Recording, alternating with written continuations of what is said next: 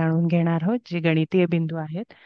प्राथमिक जे आपले 9 ग्रह आहेत, त्या ग्रहांशी हे उपग्रह जोडलेले आहेत व त्याचा जो परिणाम आपल्या जीवनावर होतो त्याचे विवेचन यामध्ये केले जाते. तसेच प्रत्येक स्थानाला कोणता उपग्रह लाभलेला आहे किंवा कुठल्याही ग्रहाशी संबंधित कोणता उपग्रह आहे यावरून त्याच्या परिणामांचा विचार केला जातो. काही उपग्रह जसं काही ग्रहांचा फलादेश आपण प्रतिकूल मानतो आपल्या ज्योतिषशास्त्रामध्ये आणि काहींचा अनुकूल, त्याचप्रमाणे उपग्रहांचा सुद्धा फलादेश प्रतिकूल अथवा अनुकूल असतो. तर याविषयीचे विवेचन आपण सरांकडून जाणून घेऊया. मी सरांना विनंती करते की त्यांनी आजच्या लेक्चरला सुरुवात करावी. Thank you sir. धन्यवाद मॅडम, धन्यवाद. तुमचं सगळ्यांचं स्वागत आहे. सुरुवातीला स्वागत आपल्या कुलकर्णी मॅडमने स्वागत केलेलं आहे, तर त्यांचं स्वागत आहे. आज आपण छायाग्रहाच्या बाबतीमध्ये विचार विनिमय करणार आहोत. तर पुन्हा एकदा सगळ्यांना नमस्कार. त्यानंतर आपले दळवी साहेब आहेत, कुबल मॅडम आहेत, मुकेश भाऊ आहेत. मुकेश भाऊ उपमुख्यमंत्री बनले ना, कळलं का? त्याच्यानंतर देशमुख मॅडम आहेत, इत्यादी सर्व कुलकर्णी आहेत. त्या सगळ्यांना स्वागत आहे त्यांचं. आणखी कोण राहून गेलं असेल तर त्यांचं पण स्वागत आहे. आता आपण आज नवीन पत्रिका शिकणार आहोत. जातक जो आहे तो स्त्री आहे, तर त्या याच्यावरून फलादेश करायचा. तुम्हाला सगळे नियम माहिती पडले असतील. कृपया कोणीही असं मध्येच शेवटला जे सोडून जात आहेत त्यांनी आपल्या मनाला विचार करावा की ते योग्य आहे का. कारण पुढच्या वेळेला आता मी जे क्लास चालू करणार आहे पाराशरी आणि सरावली, तर त्यावेळेला मग मी घेणार नाही, मग तो अपमानास्पद होईल. म्हणून कृपया शेवटपर्यंत थांबावं. निदान एवढं शिकताय तुम्ही तर तेवढंच तरी योगदान द्या आणि आपल्या मनाला विचारा की योग्य आहे का अयोग्य आहे. एनिवे, मॅडम पत्रिका लावा तुम्ही. पत्रिका लावल्यानंतर लावते सर. आपल्याला कळेल की त्या ह्याच्यामध्ये कशा तऱ्हेने कुंडली पाहावी आणि कशा तऱ्हेचा त्याच्यामध्ये कुठला कुठला योग आलेला आहे.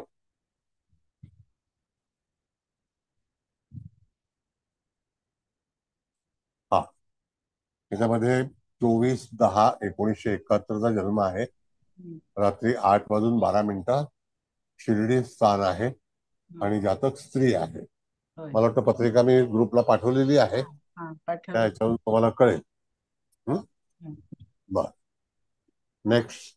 मुख्य पत्रिका लावते आता. हा, मुख्य पत्रिका वृषभ लग्नाची आहे. वृषभ लग्नाला लग्नी शनी आहे. त्यानंतर दशमात मंगळ आहे. अत्यंत वाईट योग आहे. 3 केंद्रामध्ये 3 ग्रह आहेत. समसप्तक आहे. दोन्ही ग्रह जे आहेत ते दोन्ही ग्रह तिथे एकमेकाच्या युतीत केंद्र योगात आहेत. त्यानंतर भाग्यस्थानात राहू आहे, धनस्थान पराक्रमामध्ये केतू आहे. इत्यादी ग्रह मला मॅडम दिसत नाही. मग मी आता सांगते ना सर. मोटरोला कोण आलेला आहे त्यांनी जरा ओळख द्यावी कृपया. तरी आले मोटरोला आत्ता आलेले नुकते. नमस्कार सर, मी आमोद बोडस. हा, Amod Bodas. Gods. Bodas sir. Gods बो बो नाव ब का नाही ब लिहित ब तुम्ही? ब आमोद बोडस. नाव का लिहित नाही? नाही नाही, आत्ताच अजून हे नाही केलं, आत्ताच जस्ट डाउनलोड केलंय झूम मध्ये. बरं, ठीक आहे, चला. सर सांगू का मग? हा हा हा, राहू द्या. हा. हा वृषभ हा, लग्न आहे. लग्नात शनी आहे. धनस्थानात कोणी नाही. तृतीय स्थानात कर्केचा केतू आहे. मग चतुर्थात आणि पंचमात कोणी नाही. षष्ठात तुळेचा बुध, शुक्र आणि सूर्य आहे. सप्तमात वृश्चिकेचा गुरु आहे. अष्टमात धनुचा चंद्र आहे. भाग्यात मकरेचा राहू आहे. दशमात हो, कुंभेचा मंगळ आहे. झाले सगळे ग्रह. हम्म, ठीक आहे. आता हा मुख्य भाग जो आहे, हम्म. शनी गुरुचा समसप्तक, शनी मंगळाचा केंद्रयोग, होय. त्याच्यावरती पूर्ण 10वी दृष्टी. हम्म, आता तुम्हाला सगळ्यांना कल्पना आली असेल की ह्या कुंडलीची ताकद काय असेल. हम्म, कळलं का? हम्म. तर आता तो भाग नंतर बघूया, पण तरी सुद्धा आपल्याला स्पष्ट ग्रह लावा मॅडम. हो, लावते लावते. लग्न जे आहे ते 13 अंशाचं आहे. हम्म. आणि शनी महाराज जे आहेत ते 12 अंशाचे आहे, म्हणजे लग्नबिंदूच्या अतिशय जवळ आहेत. हो. हा एक विचार केला सगळ्यांनी. मला वाटतं मी सगळी कुंडली पाठवलेली आहे, तरी सुद्धा ज्यांना स्क्रीनशॉट मारायचा असेल त्यांनी मारून घ्यावा, मग पुढे आपण हे करू. मग आता त्याच्यामध्ये मॅडम हम्म. म्हणजे ह्याचं विश्लेषण आहे ना. हा, छायाग्रहांचं लावू ना आता. हा, हम्म. आता छायाग्रह लावा. ओके. छायाग्रह सगळ्यांना काढून लक्षात घ्या. हम्म. लावले सर. हो हो. दिसतंय ना? हो हो, धूम हा जो भाग आहे, हा तर मॅडम धूम जे हे आहे, हा हा. तर ह्याचं विश्लेषण आपण पहिल्यांदा केलेलंच आहे. आणि ओके. कधी लक्षात घ्या की कुंडलीमध्ये जेव्हा जेव्हा आपण ह्या कुंडल्या हम्म. शिकलो आहोत, तर त्यावेळेला धूम नावाचा जो छायाग्रह आहे, उपग्रह आहे, तो पहिल्यांदा दर्शवलेला आहे, याची नोंद असावी. होय होय तर होय. हा कोणत्या राशीला आहे? तर कुंभ कुंभ राशी. राशीला आहे. हा हा. म्हणजे मंगळ पण तिथेच आहे. तर त्या ठिकाणी कुंभ राशीला मंगळ आहे, वृषभ लग्नाला ती रास दशम स्थानामध्ये येते. होय. आता ह्या दशम स्थानामध्ये आल्यामुळे त्या जातकाच्या जीवनामध्ये पहिल्यांदाच तो धूम जो आहे तो काय दर्शवतो, तर जातकाच्या जीवनामध्ये निश्चितच बऱ्याच वाईट घडामोडी. हम्म. धूम हा बिंदू चांगला नाही, नाही त्याच्यामुळे तिथे मंगळाच्या बरोबर त्या अंशावरती आहे का हे तपासायचं. आणि जर ते नसेल नाही तर त्या नाही. ठिकाणी दशम स्थान. हा मॅडम बोला.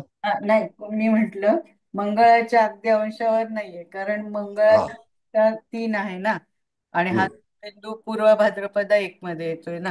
हम्म. ओके. हा. हम्म.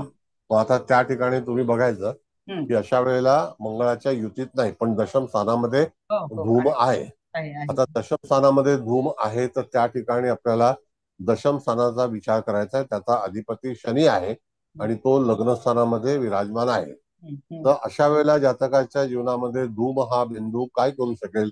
छायाग्रह. हम्म. तर ह्या छायाग्रह जो आहे तो जातकाच्या जीवनामध्ये बऱ्याच मोठ्या प्रमाणामध्ये जे काही आपण कर्मस्थान म्हणतो. आता हे कर्मस्थानाच्या बाबतीमध्ये आपण जर विचार केला तर लहानपणी जेव्हा असतो त्यावेळेला वडिलांच्या बाबतीत आपण विचार करतो. जेव्हा युवा होतो त्यावेळेला एखादी नोकरी शोधायची असते, करिअर करायचं असतं.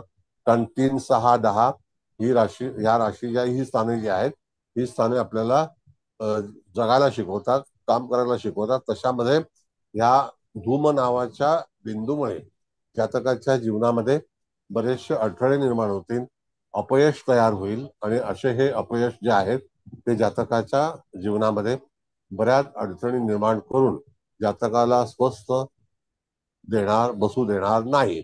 आता ह्या गोष्टी केव्हा होतील, तर त्यावेळेला तुम्हाला कळलं पाहिजे की ह्या गोष्टी ज्या आहेत ह्या जातकाच्या जीवनामध्ये खरोखरीच त्याच्या वयाला किंवा तो जे कार्य करायला जाईल त्याच वेळेला होईल.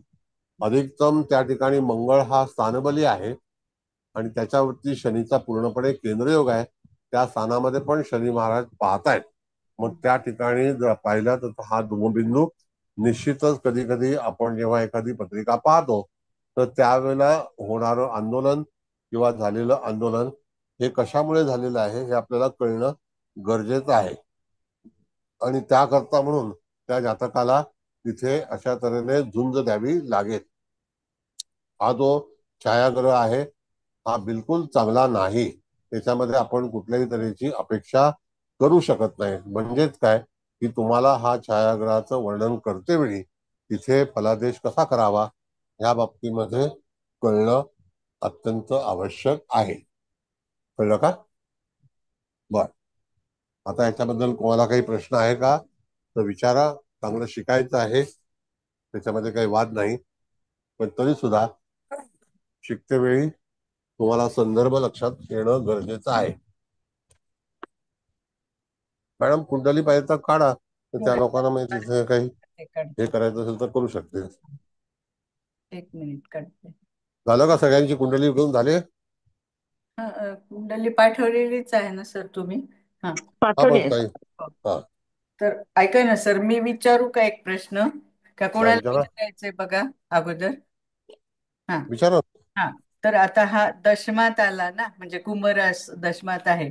मंगळ जरी त्याच्यात नाही आला पण तो तिथे आहे हा.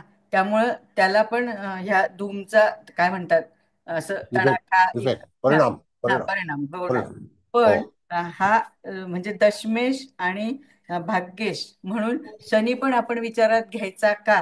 आणि घ्यायचा असेल तर हा शनी जिथे लग्नात बसलाय ना तर तिथे पण दोन निगेटिव्हच बिंदू आलेत हा. म्हणजे बघा माझं काय चुकत असेल तर नाही, पण ते ते बिंदू जेव्हा आपण वृषभ रास वाचू ना मॅडम, हा हा तेव्हा त्यावेळेला त्याचा विचार करायचा. हा पण इथे हा जो ग्रह जर क्लब करत असेल हा आणि त्या ठिकाणी धूमबिंदू आलेला आहे, होय. हा धूमबिंदू जातकाच्या जीवनामध्ये हम्म, बरेचशी आंदोलनं निर्माण करेल. ती आंदोलनं कशा स्वरूपाची असतील हम्म, तर जातक हा जेव्हा त्याचा व्यवसाय सुरू करेल, कधी कधी अगोदरच्या जीवनामध्ये वडिलांचा भाग आहे, होय. कधी कधी प्रमोशन आहे नोकरीमधलं, हम्म, अशा गोष्टीला तिथे बऱ्याचसं आंदोलन होईल असं सांगता आलं पाहिजे आपल्याला. बरं. ओके. कळलं का? येस. म्हणजे हा बिंदू योग्य नाही. त्याचा अधिपती शोधायचा नाही. स्थानाला फार महत्व आहे. आणि जर तिथे त्याच्या क्लचमध्ये जर ग्रह आला असेल, हा हा आता हा मंगळ त्या ठिकाणी योगकारक आहे, पण शनी हा मंगळाच्या केंद्र योगात आहे, म्हणजे मंगळाला पण तिथे स्पर्धा आहे. आणि हो. त्या ठिकाणी मंगळ हा काही तिथे सुखी नाहीये की तो चांगल्यापैकी फलादेश दे. म्हणून अरे. दशम स्थान ह्या व्यक्तीच्या जीवनातील हम्म, बाद आहे. हम्म. कळलं का? म्हणजे कष्ट करावे लागतील, हा नियम आहे.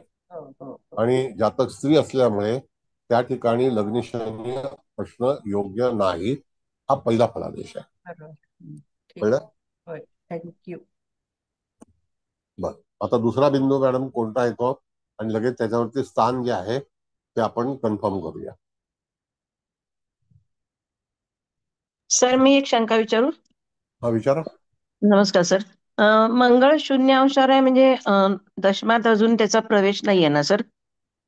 नाही, आता बघा मॅडम, कसं आहे, राशीच्या माध्यमातून आपण गेलो.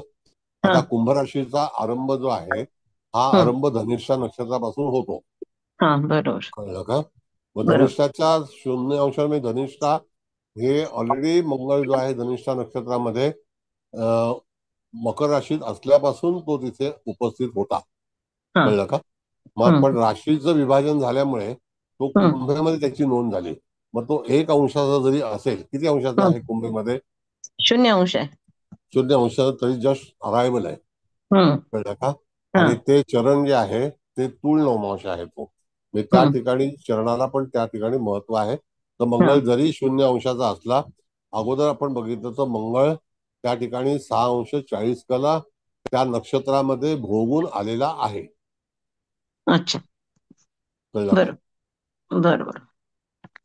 Okay thank you sir. सर नमस्कार, नेक्स्ट. बेकरे बोलतोय. नमस्ते. अ, या स्त्रीच्या लग्नातच शनी आहे आणि शनी मंगळ केंद्रयोग आहे. तर म्हणजे हिचा विवाह उशिरा झाला असायची शक्यता आहे का? मग आता कसं असतं सर, की विवाह होणं आणि विवाह होऊन सुद्धा वैवाहिक जीवन नसल्यासारखं असणं हा सुद्धा एक भाग आहे. बरोबर. आता त्या ठिकाणी आपण जर बघितलं तर एक तर लग्नात शनी आणि सप्तमेश मंगळ हा त्याच्या केंद्र योगामध्ये. हो. सप्तमावर शनीची दृष्टी नॉट ऍडवायझेबल, नॉट परमिटेड. हम्म, तसंच दशमावरती शनीची दृष्टी आणि त्याच्यामध्ये मंगळ सारख्या ग्रहावरती केंद्र योग म्हणजे त्या राशीमध्ये पर्टिक्युलर. हम्म, तर त्या ठिकाणी तो 0 अंशाचा जरी असला तरी सुद्धा त्या ठिकाणी तो योग हा निश्चित आहे. आता जर अकॉर्डिंग टू आपण जर डिग्री बघितली तर शनीची दृष्टी शततारका नक्षत्रावरती अंशात्मक आहे. हम्म. आणि 13 अंश आहे ना. हो. तर शततारका नक्षत्र 13 अंशामध्ये शततारका नक्षत्र येतं. मग हम्म. त्यावेळेला तिथे तुम्हाला अशा तऱ्हेने विचार करणं आवश्यक आहे. कळलं? मग पण तसंच तिथे हो लग्न म्हणजे लग्न लवकर किंवा उशीर होईल त्याच्याबद्दल नाही, म्हणजे मॅरिड लाईफ हे चांगलं सांगतो नाही सांगतो झालं. सांगतो. आता लग्न बऱ्याच वेळेला आपण जर शोध घेतला ना सर, हम्म. तर शनीच्या व्यक्तीचं लग्न कधी कधी वेळेच्या अगोदर होतं, स्त्री असेल तरी. पण अगोदर होतं. ती कंटिन्युटी राहत नाही. म्हणजे हो. त्याचा जो कालावधी आहे तो अल्प आहे. तर शनी काय करतो, तर दीर्घ कालावधी तो कदाचित लग्न लवकर करायला लावतो आणि समाप्ती लवकर होते. कधी कधी उशिरा आरंभ होतो आणि समाप्ती नंतर होते. म्हणजे त्या ठिकाणी उशिरा पण लग्न होणं, तर त्या ठिकाणी पण एक चुकीचा संदेश आहे तो. म्हणजे लवकर लग्न होऊन ते जास्ती निभावणं होत नाही, तो सुद्धा चुकीचा आहे. म्हणजे लग्नी शनी हा त्या ठिकाणी जातकाच्या जीवनामध्ये आपल्याला निश्चितच हानिकारक वाटतो. मग पुरुष असू देत किंवा स्त्री असू देत, तो हो. सेम फलादेश देईल. Yes. Sir Yes. अगदी खरं आहे. माझ्या एका मैत्रिणीला अनुभव आलेला आहे. हा माझ्यापेक्षा 1 वर्षांनीच लहान आहे. लग्न खूप लवकर झालं आणि जेमतेम 8 ते 10 वर्ष खूप झाले टिकलं ते. Yes. म्हणजे ते सुद्धा Yes. खूपच सांगते मी. बरोबर. तर अशा काही गोष्टी, अशा गोष्टी होऊ शकतात. Okay sir, thank you. थँक्यू. बरं, आता धूमच्या बाबतीमध्ये झालं, सगळं लक्षात आलं. होय सर. या ग्रहांना दृष्टी नाही आहे, म्हणजे उगाच काहीतरी कोणीतरी अतिशोक्ती करू नये. या उपग्रहांना दृष्टी नाहीये. ते स्थानामध्ये असणं, त्या नवमाशामध्ये त्यांचं स्थान आहे. जर त्या नवमाशामध्ये जर एखादा ग्रह असल्यास तो जास्ती इफेक्टेड होईल, पण स्थान सुद्धा इफेक्टेड होणार एवढं नक्की. कळलं का? बर. हं. नेक्स्ट आता दुसरा ग्रह मॅडम बघा तुम्ही. सांगते. आता वृषभ राशीत 2 आले हे छायाग्रह किंवा उपग्रह. पहिला आपण वाचूया, व्यतिपात आहे आणि दुसरा काळ आहे. आणि हे लग्नात. तर हं. हो, आता व्यतिपात आणि काळ हे दोन्ही निषिद्ध आहेत, होय होय. निगेटिव्ह आहेत. हं. मग अशा वेळेला त्या जातकाच्या ह्याच्यामध्ये शनी त्या छायाग्रहाच्या किंवा उपग्रहाच्या युतीमध्ये आहे का, म्हणजे नाही. क्लचमध्ये आहे का, एका नाही. नवमाशामध्ये आहे का, नाही हे पहा तुम्ही. नाहीये सर. नाहीये. नाही. म्हणजे त्या ठिकाणी शनी त्या जे काही 2 योग आहेत, उपग्रह आहेत, त्यांच्या युतीत नाही. नाही. पण तरी सुद्धा शनी हा लग्नस्थानामध्ये आहे आणि ते दोन्ही ग्रह एकत्र आल्यात, दोन्ही छायाग्रह एकत्र आलेले आहेत. हो. तर ते सुद्धा तिथे काही ना काहीतरी प्रश्न उपस्थित करते. आता हे छायाग्रह जेव्हा उपस्थित करतात काही प्रश्न, त्यावेळेला जातकाच्या जीवनात हे वाईटच आहेत. तर त्यावेळेला जातकाला निश्चितच काही अंशाने तसा फलादेश वाईटच मिळतो. कधी कधी त्या ठिकाणी एखादा ग्रह जर राहू, केतू, शनी हा जेव्हा गोचरीचा येतो त्यावेळेला तिथे जातकाला, आता व्यतिपात हा सुद्धा योग चांगला नाही, त्याच्यामध्ये जातकाला तशा तऱ्हेचा पात म्हणजे घात आणि नाश अशा तऱ्हेचा संकेत सांगितलेला आहे. म्हणून अशा वेळेला तिथे तुम्हाला व्यवस्थित त्याचं जे फलादेश आहे तो करता आला पाहिजे. आता जर आपण पाहिलं तर कोणत्या वेळेला जातकाच्या जीवनामध्ये अशा गोष्टी होतील, तर आता सगळ्यात पहिल्यांदा आपण जर पाहिलं तर लग्नामध्ये सगळ्यात पहिला येणारा ग्रह हा पापग्रह कोण आहे? मुळात पापग्रह तिथे आहे, तो 30 वर्षानंतर तिथे भ्रमण करणार आहे. पण त्याच्याच जवळ आपण जर पहिल्यांदा पाहिलं तर राहू हा ग्रह आहे का तिथे? राहू भाग्यात आहे ना सर. मग पहिल्यांदा केतूचा विचार करायचा. कारण का की केतू लवकरात लवकर येणार आहे. ते म्हणजे त्याचं वय जे आहे ते साधारणतः 4.5 वर्षाचं असेल. त्यावेळेला ते बाल्यावस्था असेल, कारण का की केतू हा क्लॉकवाईज चालतो. त्यामुळे केतू पहिला आगमन करेल. वाक्य लक्षात ठेवा. कळलं का? फलादेश देते वेळी हा संदर्भ तुम्हाला व्यवस्थित लक्षात ठेवणं गरजेचं आहे. म्हणजे केतू तिथून भ्रमण करीत असेल, अधिक तिथे शनी आहे, अधिक व्यतिपात आहे, तर त्यावेळेला जातक हा वय वर्ष किती असेल तर 4.5 वर्षाचा साधारणतः. मग त्या 4-4.5 वर्षामध्ये केतू हा आजारपणाचा कारक आहे. त्या ठिकाणी केतू बऱ्याचशा शारीरिक तिथे तक्रारी निर्माण करेल. अशा रीतीने आपल्याला त्याचा फलादेश करायला हवा. आलं लक्षात? दुसरा योग कोणता आहे मॅडम? तो दुसरा काळ. काळ. आता काळ हा वाईटच आहे, त्याच्यामध्ये चांगला नाही. आता तेव्हा आपल्याला काय विचार करायचा आहे की ज्या वेळेला काळ सारखा ग्रह हा लग्नामध्ये आहे, म्हणजे उपग्रह, त्यावेळेला केतू सुद्धा तिथे जाणार आहे. तर त्यावेळेला जातकाच्या जीवनामध्ये एक गंभीर वातावरण किंवा एखादा छाया, ज्याला आपण म्हणतो की एखादं जीवन संपुष्टात येणं, किंवा त्यातून बराचसा त्या ठिकाणी असा विचार होतो की जेव्हा जातकाला जे काही प्रश्न उपस्थित होतील तर तिथे तुम्हाला विचार असा केला पाहिजे, साधारणतः एखादा ग्रह त्या पर्टिक्युलर रेखांशामध्ये किती काळ वास्तव्य करेल, तर त्या ठिकाणी तो 240 दिवसाचा जो भ्रमण काळ आहे तर तो तिथे 240 दिवस तुम्हाला त्रासदायक होऊ शकतो. आता 240 दिवस म्हणजे जर तुम्ही बघितलं तर साधारणतः आपण 1.5 वर्षाचा अंदाज घेतला तर 540 भागिले 9 केले तर किती होतात? 60 दिवस होतात. 9 7 54. होय होय. हा, हो मग सर. 40 दिवसासाठी एक व्यतिपात आणि काळ हे दोन ग्रह केतू पहिल्यांदा त्याला त्रास देणार आहे. तेव्हा त्याचं वय हे 4.5 4 वर्षाचं असेल, कारण का की केतू क्लॉकवाईज तिथे भ्रमण करता ग्रह असल्यामुळे गोचरीचा. कळलं?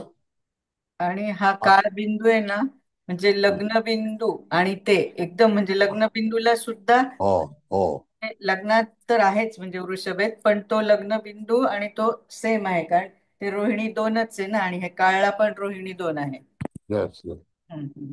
मग त्यावेळेला त्या जातकाला अशा तऱ्हेने काही गोष्टींना सामोरं जावं लागेल, हा आपण संदर्भ द्यायचा. आणि कदाचित त्याच्या जीवनामध्ये जेव्हा तो किती वर्षाचा असेल किंवा एखाद्या वेळेला अशा वेळेला एखाद्या व्यक्तीची आई घेऊन आलेली आहे की माझ्या मुलाला असा का प्रश्न होतो, त्यावेळेला तुम्हाला हे उपग्रह छायाग्रह याचा संदर्भ घेऊन त्या जातकाला त्यातील गोष्टी ज्या आहेत त्या सांगता आल्या पाहिजेत.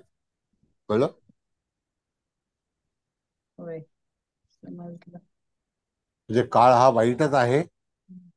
काळ हा तिथे जातकाच्या जीवनामध्ये जीव जीणं नकोसं करून ठेवतो, अशा तऱ्हेचा भाग जो आहे तो त्याच्यातून आपल्याला फलादेश दर्शवतो. म्हणजे आता हे 2 बिंदू अधिक तिथे धूमबिंदू पाहिले, हे 3 बिंदू झालेले आहेत. तर त्यावरती कोणाला काही चर्चा करायची आहे का? बघा.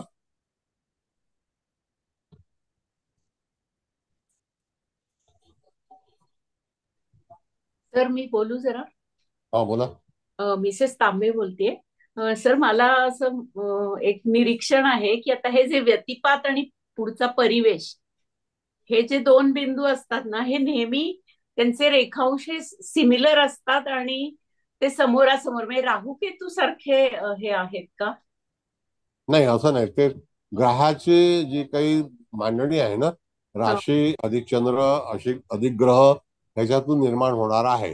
तर दरवेळेला तुम्ही पाहिले का, जसं धूम मी तुम्हाला सांगितलं की हा सर्वप्रथम विचार केला जातो, हो तसं हो काही तुमच्याकडे गणित आहे का की तो समोरासमोर येतो?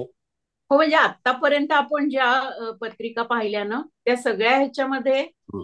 ते रेखांश सेम आहेत आणि ते समोरासमोर आहेत दोन्ही.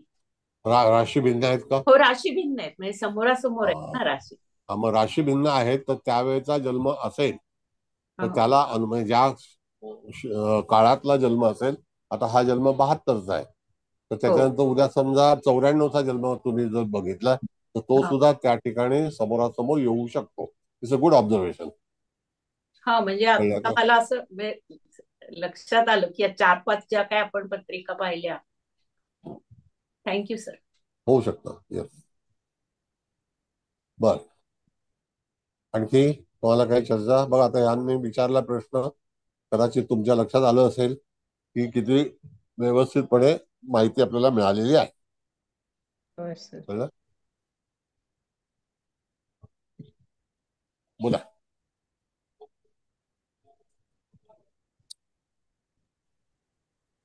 बोला. नाही नाही, कॉल नाही विचारायचा. बरं, पुढे चला. पुढचा आता मग. दुसरा बिंदू घेऊया. आता वृश्चिके परिवेश ऑब्लिक परिधी हा आहे आणि ते वृश्चिक रास सप्तमात आहे. तिथे हा, गुरु आहे, पण तो गुरु काही त्याला म्हणजे काही त्याच्या योग घडलं. मध्ये किंवा त्याच्या जवळपास नाही येते. बरं, आता परिवेश आणि जो भाग आहे त्याच्याबद्दलचं जे त्याला उत्तर आपण म्हणतो की काय तो करू शकतो, याच्या बाबतीत काही सूचना आपण देऊ शकतो का? परिवेश म्हणजे आपण पॉझिटिव्ह म्हटलंय, सम समतोल वातावरण किंवा पॉझिटिव्ह. आणि सूर्य आणि चंद्र ज्यावेळेस म्हणजे एकाच अंशावर येतात त्यावेळेस हा परिवेश किंवा परिधी हा हा म्हणजे छायाग्रह इथे म्हणतो, पण आपण तो योग पण म्हटलंय ना. हा, परिधी योग. हा. याचं कसं आहे की एखादा कुंडलीमध्ये सूर्याचे जे अंश असतील त्याच वेळेला चंद्र हा कोणत्याही राशीमध्ये सिमिलर अंशावरून भ्रमण करीत असता त्या ठिकाणी तो योग निर्माण होतो. आता हा जो योग आहे तो प्रत्येक वेळेला, कारण चंद्र हा अतिचारी ग्रह आहे आणि त्याच्यामुळे अतिचारी म्हणजे काय की तो भ्रमण त्याचं जास्ती आहे, त्याचा काळ जो आहे तो जास्ती लवकरात लवकर कव्हर करतो.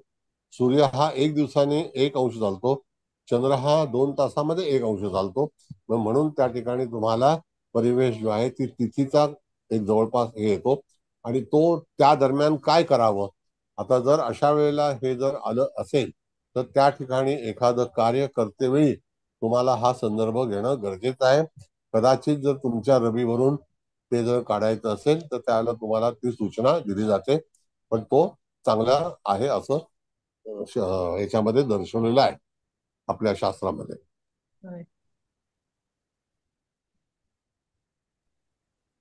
आहे का काही प्रश्न?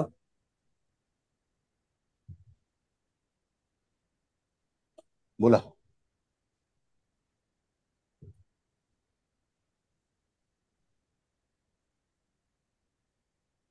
नाही.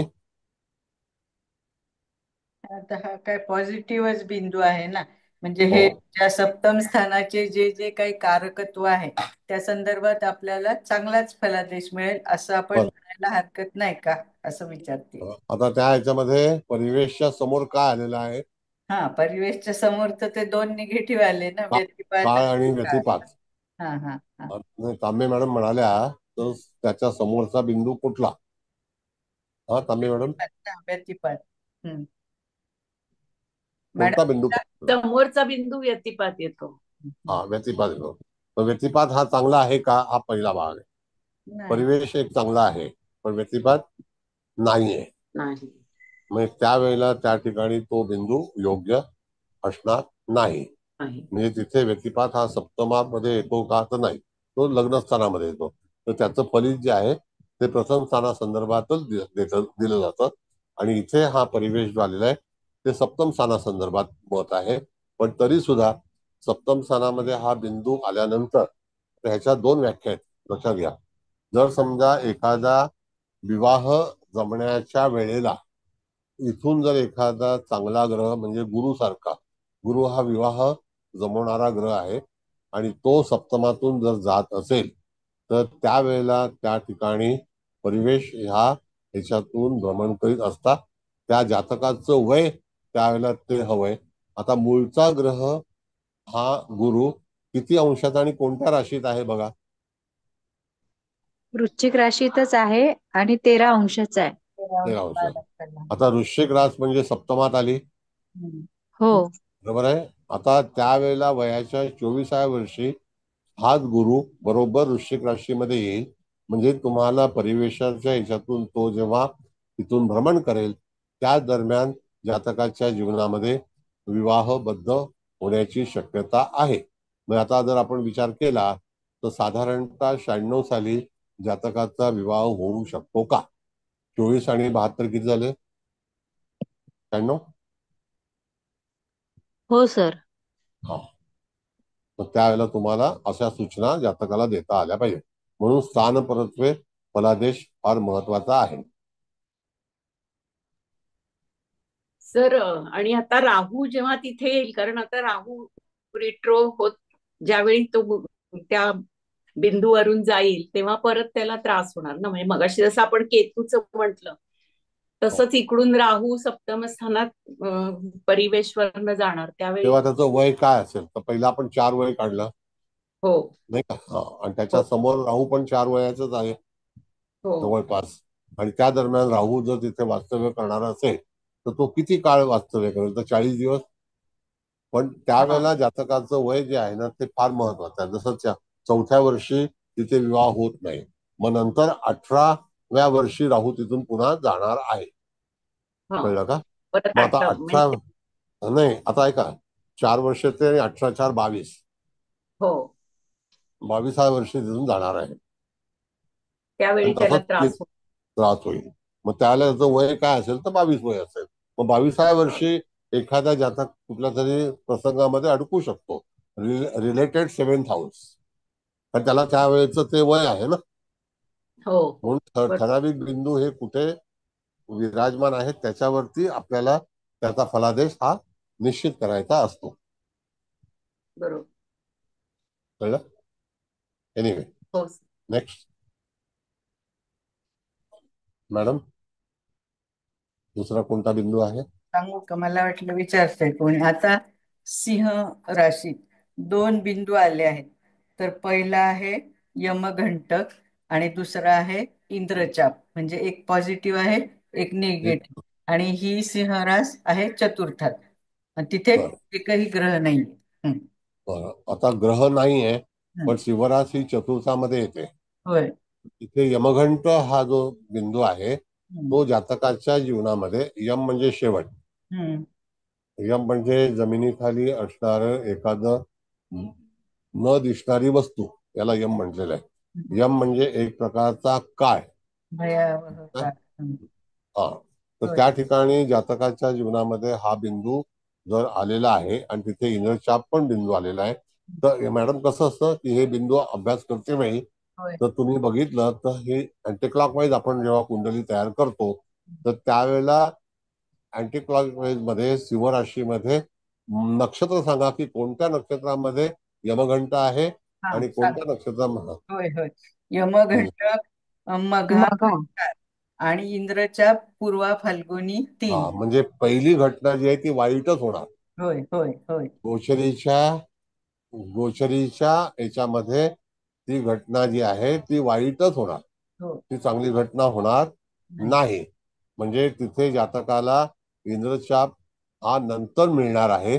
दुसरी गोष्ट की इंद्रचाप मिळते वेळी जर एखादी वाईट घटना असताना तिथून जर एखादा ग्रह भ्रमण करीत असेल गोचरीचा, आता मुळामध्ये तुम्हाला कल्पना आहे की सूर्य प्रत्येक वर्षी जाईल, चंद्र प्रत्येक 27 दिवसानंतर जाईल, मंगळ वर्षाला जाईल, बुध सुद्धा एका वर्षामध्ये जाईल, शुक्र सुद्धा जाईल. मग त्या वेळेला त्या सगळ्या घटना होतील असं नाही. पण मुख्य ग्रह जसं आता आपण गुरुसारखा ग्रह जर इंद्रचाप मध्ये 12 वर्षांनी येणार आहे तर त्यावेळेला तो तिथे फलित देऊन जाईल. आता गुरु मूळचा हा तुम्ही बघितलं सांगितलं तर त्या ठिकाणी तो वृश्चिक राशीमध्ये आहे, बरोबर आहे. होय होय होय. आणि तो त्याच्यापासून 10वा आहे, म्हणजे 10व्या वर्षी आणि 22व्या वर्षी हा गुरु त्या ठिकाणी सिंह राशीला विराजमान होईल. आता जर समजा तुम्ही 22 बघितलं तर त्या ठिकाणी 94 साली हा जातकाच्या याच्यामध्ये कोणत्या साली होता हे आपल्याला पाहायचंय. कोणत्या साली होता बघा, सोपं आहे. आपण 22 वय काढले की नाही? कसं काढलं? 94 साली ना सर? 94. हा म्हणजे 94 साली 93 साली हो तिथे होता. मग 94 साली त्या ठिकाणी झाला. मग 94 साली इंद्रशापचं फलित मिळेल का? म्हणजे हो तो त्याला जातक हा बोला बोला 22 वर्षाचा असेल. हो. हा. आता अशा वेळेला काय होऊ शकतं हे पण सांगतो तुम्हाला. गुरु हा भरभराटीचा कारक आहे. त्याच्या अगोदर असणारा जो काही यमघंटा आहे तो वाईट आहे. काही वेळेला वाईट घटना घडल्यानंतर चांगल्या घटना होतात. कधी कधी चांगल्या घटना झाल्यानंतर वाईट घटना होतात जेव्हा हे 2 बिंदू एकाच राशीमध्ये एकाच स्थानामध्ये येतात तेव्हा. मग अशा वेळेला जर तुम्ही बघितलं तर चतुर्थ स्थान हे गुरुला योगकारक आहे. मग तिथे जर समजा गोचरीचा यमघंटातून गुरु जाणार असेल तर त्याला तिथे पॉझिटिव्ह फळ मिळणार नाही. आलं लक्षात? होय. हो सर. हा, म्हणजे ह्या ठिकाणी तुम्हाला असा विचार करून फलादेश दिला पाहिजे. कारण का मूळचा ग्रह हा गुरु किती अंशाचा आहे मूळ पत्रिकेमध्ये? 13 अंशाचा. 13 अंशाचा आहे. आता नियम सांगतो तुम्हाला. 13 अंशाचा जर आहे तर आपण जेव्हा इथे पाहू तर ही घटना 13 अंशाचा गुरु आहे. तर त्या ठिकाणी ऑगस्ट महिन्याच्या 1994 च्या काळामध्ये 15 ऑगस्ट 1994च्या काळानंतर जातकाला पहिला यमघंट या ग्रहाशी सामना करावा लागेल. कसं कॅल्क्युलेशन बघितलं का तुम्ही?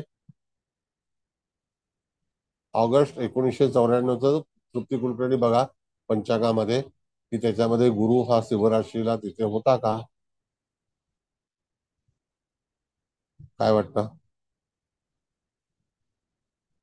आहे काही 94 ऑगस्ट 15 ऑगस्ट ऑनवर्ड्स.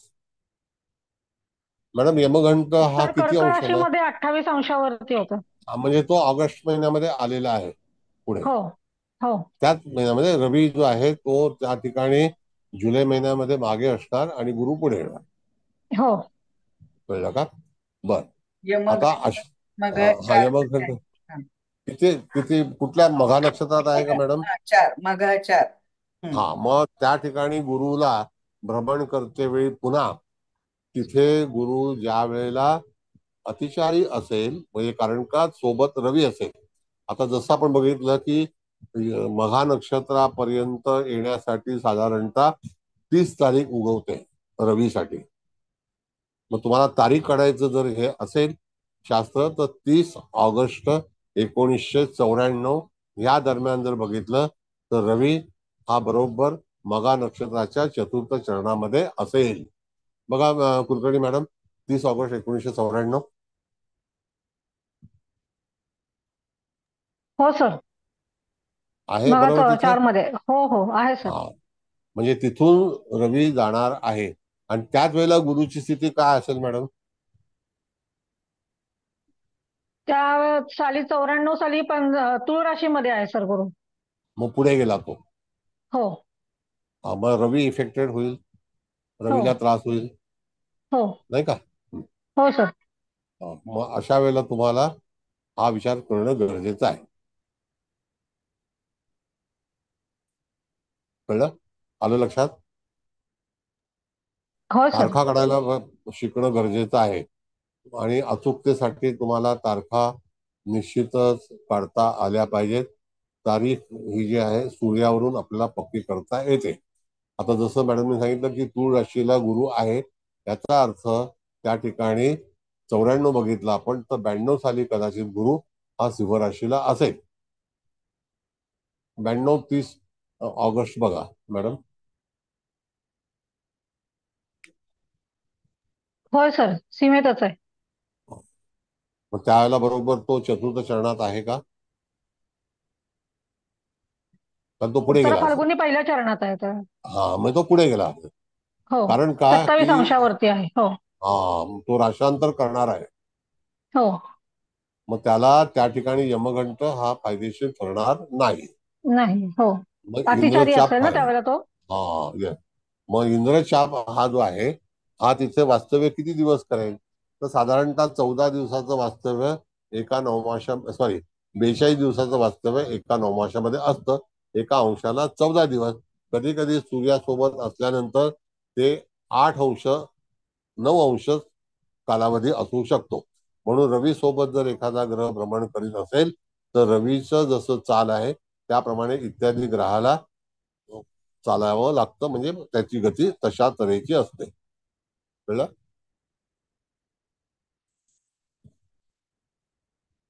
गती अशी शोधायची आहे. गती शोधतेवेळी तुम्हाला अशाच तऱ्हेचा विचार करून ते ठरवता आलं पाहिजे. म्हणजे इंद्रचाप आता काय देईल हा एक प्रश्न आहे. इंद्रचाप हा त्या जातकाच्या जीवनामध्ये एखादी दिशा ठरवेल, एखादी चांगली गोष्ट होईल, एखादा समजा जो काही त्याला म्हणायचं आहे की सुखाचा कारक आहे. इंद्र म्हणजे त्या ठिकाणी इंद्र धनुष्य आहे आणि चाप म्हणजे धनुष्य आहे आणि इंद्र म्हणजे इंद्र आहे. तर अशा वेळेला तिथे निश्चित चांगली घटना होण्यासाठी तुमच्याकडे एफएमएल असतील तर एफएमएल किंवा लॅपटॉप असेल तर लॅपटॉप, कॉम्प्युटर असेल तर कॉम्प्युटर, त्याच्यावरती तुम्हाला ग्रहाचं विवेचन करता आलं पाहिजे. आणि असं प्रत्येक 12 वर्षानंतर गुरु त्या राशीमध्ये येतो. आता थोडक्यामध्ये मी तुम्हाला सांगतो. आता तिथे कुंभमेळा होणार आहे, बरोबर आहे ना? तर कुंभमेळा हा 11 जानेवारी नंतर होणार आहे. त्यावेळेला गुरु मार्गी असणार आहे. माहितीये ना वाराणसीला कुंभमेळा होणार आहे, तर आहे का आठवणीमध्ये?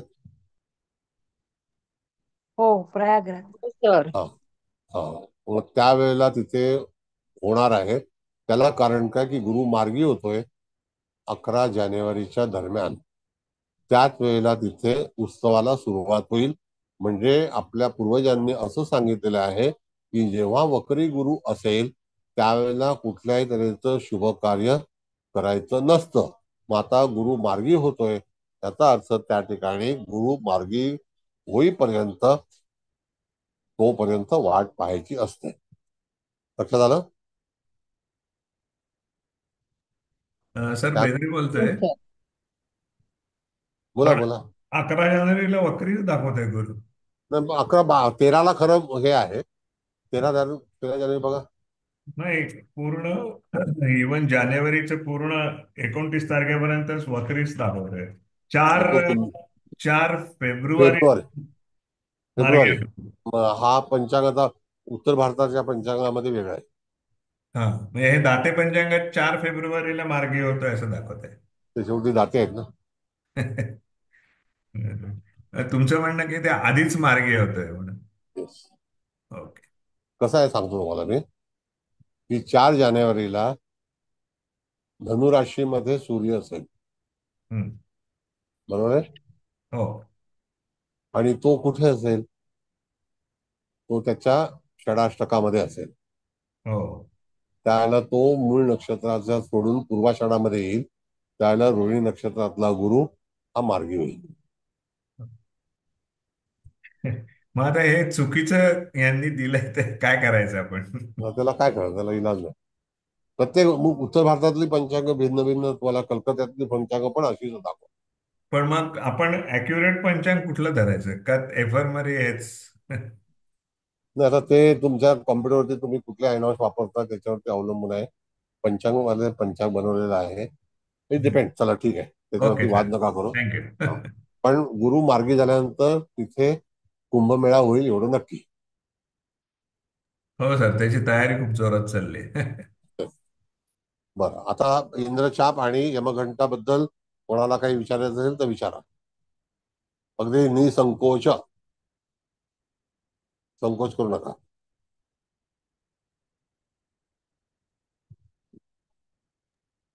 नमस्कार सर.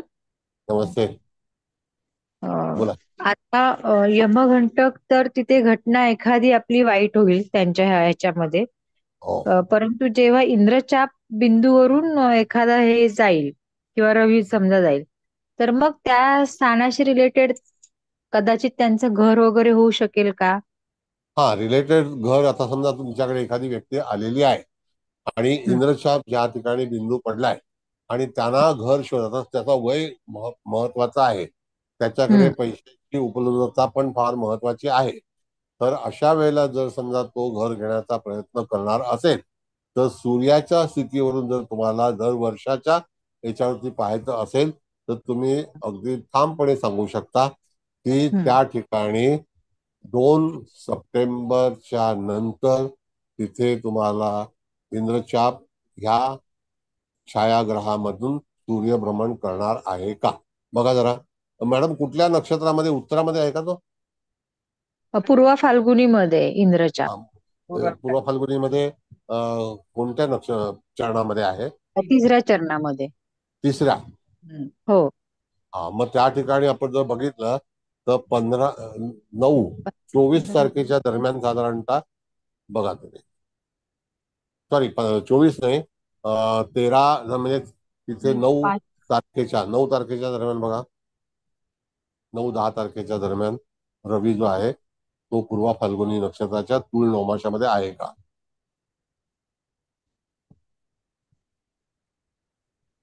तृप्ती सांग जरा बघू.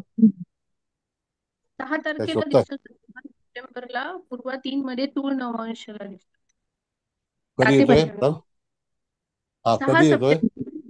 6 6 सप्टेंबर. 6 सप्टेंबर. 6 सप्टेंबर ते 9 सप्टेंबर तिथे तुळ नवमाशामध्ये वास्तव्य असेल. मग त्या कालावधीमध्ये ती घटना घडेल. येस. घटना काढते वेळी जर तुम्हाला इंद्रचाप नावाचा त्या ठिकाणी बिंदू आढळला असेल तर तिथे तुम्हाला तशा तऱ्हेने कॅल्क्युलेशन करायचं आहे. आता कसं कॅल्क्युलेशन करायचं तर तुम्हाला कल्पना आहे की पूर्वा फाल्गुनी नक्षत्र हे सिंह राशीतलं चतुष्पाद नक्षत्र आहे. त्यातून तिथे हे जर नवमाश आपण बघितले तर 4 आणि 2 6 नवमास चालण्यासाठी सूर्याला किती कालावधी लागतो? तर साहित्यिक 18 आणि त्याच्यानंतर 20 दिवस. 20 दिवसानंतर 15 ऑगस्ट नंतर 20 दिवस ऍड करायचे, तर 6 सप्टेंबर तारीख येते का बघा तुम्ही? हो सर, साधारण 6 सप्टेंबरच येईल, 5-6. येस. हो. मग त्यावेळेला ती घटना 9 सप्टेंबर पर्यंत होईल. हो. म्हणजे चांगला विचार. हो सर. हम्म. येस. हो. म्हणजे अच्छे दिन आने वाले हैं. हो सर, हा बरोबर येते हा ते सर. तारीख येते. हो. 6 येत आहे सप्टेंबरच ना येईल. बरोबर? हा. हो हो मग हो सर. रविवरून तारीख काढण्यासाठी काहीही कठीण नाही. हो सर. हो सर. हा.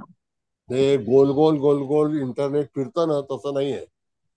हम्म. म्हणजे जसं आपलं पिक्चर उडत नाही त्याला ते कसं गोल गोल गोल गोल फिरतं ना, ब्राउझ हो होत सर. राहते. हो. तसे तसे हे ज्योतिषी लोक आपल्याला गोल गोल गोल गोल फिरवतात. इथे सर्वसाधारण नियम आहे की रवीचं आगमन कोणत्या राशीत कोणत्या झालं, त्याच्यामध्ये किती नवमास आले, त्यातला एक नवमास बाद केला आपण, तर त्या ठिकाणी 6 नवमास उपलब्ध आहेत. 6 नवमास चालण्यासाठी साधारणतः रवीला 21 दिवस लागतात. तर 21 दिवसामध्ये 15 अधिक 15 म्हणजे 1 तारीख, आणि नंतर पुढचे दिवस 6 दिवस म्हणजे 6 तारीख किंवा 5 दिवस. कळलं? गोल गोल फिरण्याची आवश्यकता नाही. आणि रविवरूनच सर तारखा काढणं फार सोपं जातं, हो कारण हो. रवी प्रवेश आपल्याला माहिती असतो त्या त्या महिन्याचा. येस. म्हणून तर तिथे प्राधान्य जे कृष्णमूर्तीमध्ये पण दिलेलं आहे. तर आता हे लोक शिकवतात का ना मला माहित नाही, पण मी कृष्णमूर्ती शिकवताना रवीचा फलादेशावरूनच, रवी हा वक्री होत नाही. रवी जेव्हा एखाद्या उपनक्षत्र नक्षत्र याच्यामध्ये प्रवेश करतो, सबमध्ये, सबचा सब, हम्म. उपनक्षत्र, तर त्याच्यावरून तुम्हाला तासावरती भविष्य करता येतं. कळलं? हो सर. ठीक आहे. इंद्रचाप बद्दल धन्यवाद कल्पना आली सर. सगळ्यांना? हो हो हो सर. धन्यवाद सर. धन्यवाद. नेक्स्ट. कोणाला विचारायचंय का? हा सर, आता अरे कोण बोलतंय? बाहेकर मॅडम, तुम्हाला विचारायचंय का? हा, झालं म्यूट. तर सर, आता पुढचं ऐका. कन्या मध्येही कन्या रास पंचमात आली आहे. तिथे एकही ग्रह नाही, पण हे बिंदू जे आहेत ते 3 आले. तर पहिला उपकेतू आहे, दुसरा गुलिक आहे, आणि तिसरा मांदी आहे. मांदी आहे. गुलिक आणि मांदी जवळपास मॅडम हो, एकाच याच्यामध्ये येतात, हा, एका राशीमध्ये जवळपास आहे. येतात. एका नक्षत्रात नाही, पण जवळपास आहे. जवळपास एका राशीमध्ये येतात. हा हा हा. कळलं का? तसंच आहे ना. मग आता हा पहिला हा, जो उपकेतू आहे तो उत्तर फाल्गुनी 4 मध्ये आहे. हे तिन्ही तिन्ही जे हे आहेत ना मॅडम, हम्म. तर ते निगेटिव्ह आहे. हो. आता जातकाला आपल्याला भविष्य सांगते वेळी तुम्हाला कसं सांगता आलं पाहिजे किंवा आधार काय घ्यायला पाहिजे, हम्म. तर हे पंचम स्थान हे छायाग्रहाने 100% दूषित झालेलं आहे, एवढं नक्की. होय. आता त्याच्यातून गुलिक असो मांदी असो, जर तिथे ग्रह असतात हम्म. किंवा ग्रह नसता, हम्म. ग्रह नाही आहे, तरी सुद्धा हे तीनही जे छायाग्रह आहेत, उपग्रह आहेत, ते जातकाच्या जीवनामध्ये पंचम स्थानाला निश्चितच हानी पोहोचवतील. कळलं?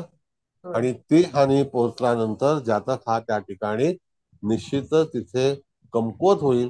पंचम स्थानाबद्दल तो चिंताकारक असेल, आणि अशा वेळेला गोचरीचे ग्रह हे त्या तिथून भ्रमण करीत असतात.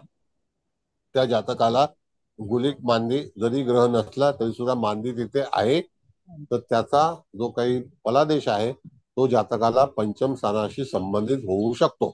आता हे पंचम स्थानात आलाय म्हणून पंचम स्थान, जर होय. तोच जर तिथे दशम स्थानात आला असता तर दशम स्थानाच्या संदर्भात आपण तिथे फलादेश दिला असता. पण इथे पंचम स्थानाशी संबंधित आहे, तर पंचम स्थानावरती तुम्ही कॉन्सन्ट्रेट करा की इथे तीनही जे बिंदू आहेत ते 100% निगेटिव्ह आहेत, आणि त्याच्यामुळे त्या ठिकाणी जातकाच्या जीवनामध्ये आंदोलनं पंचम स्थानासंदर्भात होतील. केव्हा होतील? एक तर त्याचं वयोमान. कधी कधी सूर्याचा जर आपण विचार केला तर ही पूर्णपणे कन्या रास जी आहे त्या कन्या राशीतला सूर्य 10 दिवस तरी जातकाच्या जीवनामध्ये काही ना काहीतरी तिथे तापदायक घटना घडवू शकेल. हा, बोला बोला ना. चुकून आवाज होता वाटतं, त्या शीला गायकवाड होत्या, केला म्यूट त्यांनी. नाही, काय विचारायचं आहे का त्यांना? सर काय माहिती. एक बोलू. माझ्यासारखं नेट जात होतं म्हणून लागलं, नेट जातंय माझ्यासारखं म्हणून. बरं, ठीक आहे. सर द्या विचार. केतू आज उत्तरा 4 मध्येच आहे, उत्तरा फाल्गुनी 4 मध्ये आज आहे. हा, हा, नाही नाही, त्याचं आज काय होईल फलादेश? पहिली गोष्ट लक्षात घ्या, केतू बिंदू आहे का केतू ग्रह आहे? केतू ग्रह आहे ना. हॅलो, केतू ग्रह आहे ना मॅडम? हा, हो हो, 7:30चा म्हणा पंचांग काढला तर तो उत्तरा फाल्गुनी 4 मध्ये आहे. मग उत्तरा फाल्गुनीचं चरण जे आहे ते 4थं चरण म्हणजे हो. कन्या राशीचं पहिलं चरण आहे आणि नंतर तो सिंह राशीमध्ये भ्रमण करणार आहे. आता अशा वेळेला पंचम स्थानाशी संबंधित केतू बिंदू पण तिथे आहे आणि केतू सुद्धा आहे का? हो, उपकेतू बिंदू पण तिथेच आहे. बरं, ठीक आहे. हा फार चांगल्यापैकी प्रश्न आहे, आपण त्याच्यावर चर्चा करूया. या जातकाच्या जीवनामध्ये हे 3 ग्रह मांदी, गुलिक आणि उपकेतू हे कन्या राशीमध्ये आलेले आहेत आणि त्यांची विभागणी ही 10 अंशाशी संबंधित आहे. तो पूर्ण रास जे आहे ते 30 अंशाची आहे. केतू हा मूळचा केतू भ्रमण करण्यासाठी त्याची जी गती आहे ती सारखी असते, त्याच्यामध्ये कमी जास्त प्रमाण होत नाही. तर अशा वेळेला तुम्हाला 60 दिवसाची गती, 60 ते 180 म्हणजे साधारणतः 180 म्हणजे अर्ध वर्ष हे पूर्णपणे त्या जातकाच्या जीवनामध्ये पंचम स्थानासंदर्भात चिंताकारक असू शकेल. जेव्हा जेव्हा तो मांदीत जाईल, कारण का रेट्रोगेट आहे, त्यावेळेला तो गुलिकमध्ये असेल, तो किती दिवस थांबेल? तर त्या ठिकाणी 40 दिवस थांबेल, नाही का? मग 40, 40, 80, 40, 120 120 दिवस साधारणतः पंचम स्थानासंदर्भात जातकाला हानी निश्चित आहे. आता यदा कदाचित तो केतू हा सिंह राशीमध्ये जाईल, त्यावेळेला जातकाची काही विघ्न असतील त्याच्यातून त्याला मुक्तता मिळेल. पण तरी सुद्धा 10 अंश हा केतू चालण्यासाठी किती काळ घेतो हे लक्षात आणणं गरजेचं आहे. विचारायच्यावरती प्रतिप्रश्न करा. हो सर, हो सर, हो सर. म्हणून कॅल्क्युलेशन फार महत्वाचं आहे. बेंद्रे साहेब, केतूची गती ही सारखी आहे, त्याच्यामध्ये बदल होत नाही. फक्त राशी मोठी आहे का छोटी आहे तेवढाच फक्त बदल होतो. पण तरी सुद्धा कन्या राशी मोठी आहे, दक्षिण दिशेची आहे. तर अशा वेळेला तुम्हाला त्या राशीतला पूर्णपणे 540 दिवसाचा काळ जो आहे, 1.5 वर्षाचा पूर्ण, तो त्याच्यामध्ये घालवतो. तर 1.5 वर्षाचे 9 भाग केले म्हणजे त्या ठिकाणी बघा 1.5 वर्षाची. राहू केतू दोघांचे सेम गती असते ना? हो, सेम गती, सेम. Okay sir, thank you. म्हणजे तिथे बदल होणार नाही. नाही होणार. आता कन्या राशीमध्ये 3 चरण आहेत. ती 3 चरण एकूण 10 अंशाची असतात. तर आता आपण जर विचार केला तर केतू किंवा राहू एक अंश चालण्यासाठी त्यांचा कालावधी किती असेल हे आपल्याला शोधलं पाहिजे. कळलं का? मग 40 दिवसामध्ये जर 1 नवमास असेल, 40 दिवसात 1 नवमास किती? 9 चोक 36, 9 चोक 360 होतात. नाही, एक मिनिट कुलकर्णी मॅडम. तर 540 दिवस आणि 9 ने भागलं तर 60 दिवस ना, म्हणजे. मग आता समजा 540 दिवसाला आपण जर विचार केला तर डिवायडेड बाय 30 करा तुम्ही. 540 भागिले 30. 18 त्रिक 54, 100. म्हणजे 18 दिवसाचा 1 अंश. बरोबर आहे. 18 दिवसाला 18 1 अंश, दिवसाचा 1 अंश. नाही का? हो हो. मग आता हे 10 अंश म्हणजे 180 दिवस. 180 दिवस. बरं. म्हणजे 180 म्हणजे साधारणतः अर्धवर्ष गेलं. 6 महिने. म्हणजे अर्धवर्ष. हो, अर्ध वर्ष. मग आता हे 3 स्लॉट भिन्न भिन्न काळामध्ये येणार आहेत. हो हे गणित आहे, हो, गणितावरती फलित अवलंबून आहे. मग बरोबर. या गणिताला घाबरू नये. 18 दिवस हा आकडा व्हावा. बरोबर आहे. 1 अंश.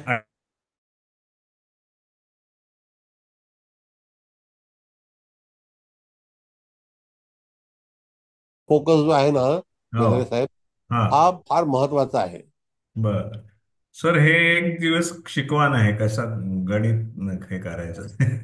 आता कसं आहे, आम्ही फळ्यावरती गणित शिकवलेलो लोक तिथे, तर हे असं तोंड पाठ आहे म्हणून तिथे काय वाटत नाही.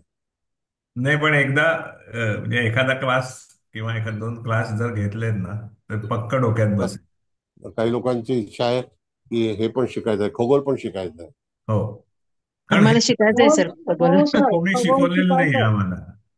नाही शिकवणार सर, करणार. कारण हे फार महत्वाचं आहे, काळ ठरवणं. कारण कसं आहे सर बेंद्रे साहेब, की चर्चेमधूनच विषय जन्माला येतो, हे लक्षात घ्या. हो, बरोबर आहे. तर चर्चा नसेल ना तर कुठलाही विषय जन्माला येत नाही. आणि हे नियम आहेत. घरामध्ये पण आपण एखादी चर्चा करतो त्यावेळेला आणखी काही ना काहीतरी गोष्ट आपल्याला माहिती पडते. तसंच ज्योतिष आहे. हे म्हणजे जॉमेट्रीच आहे ना बेसिकली. येस. तर सर शिकवा एकदा खरंच. नक्की. आता ओके. हा भाग तुम्हाला 18 दिवसाचा फिक्स झाला. हो, आणि हा कधी तेवढाच राहील ना 18 अंश. फिक्स आहे तो.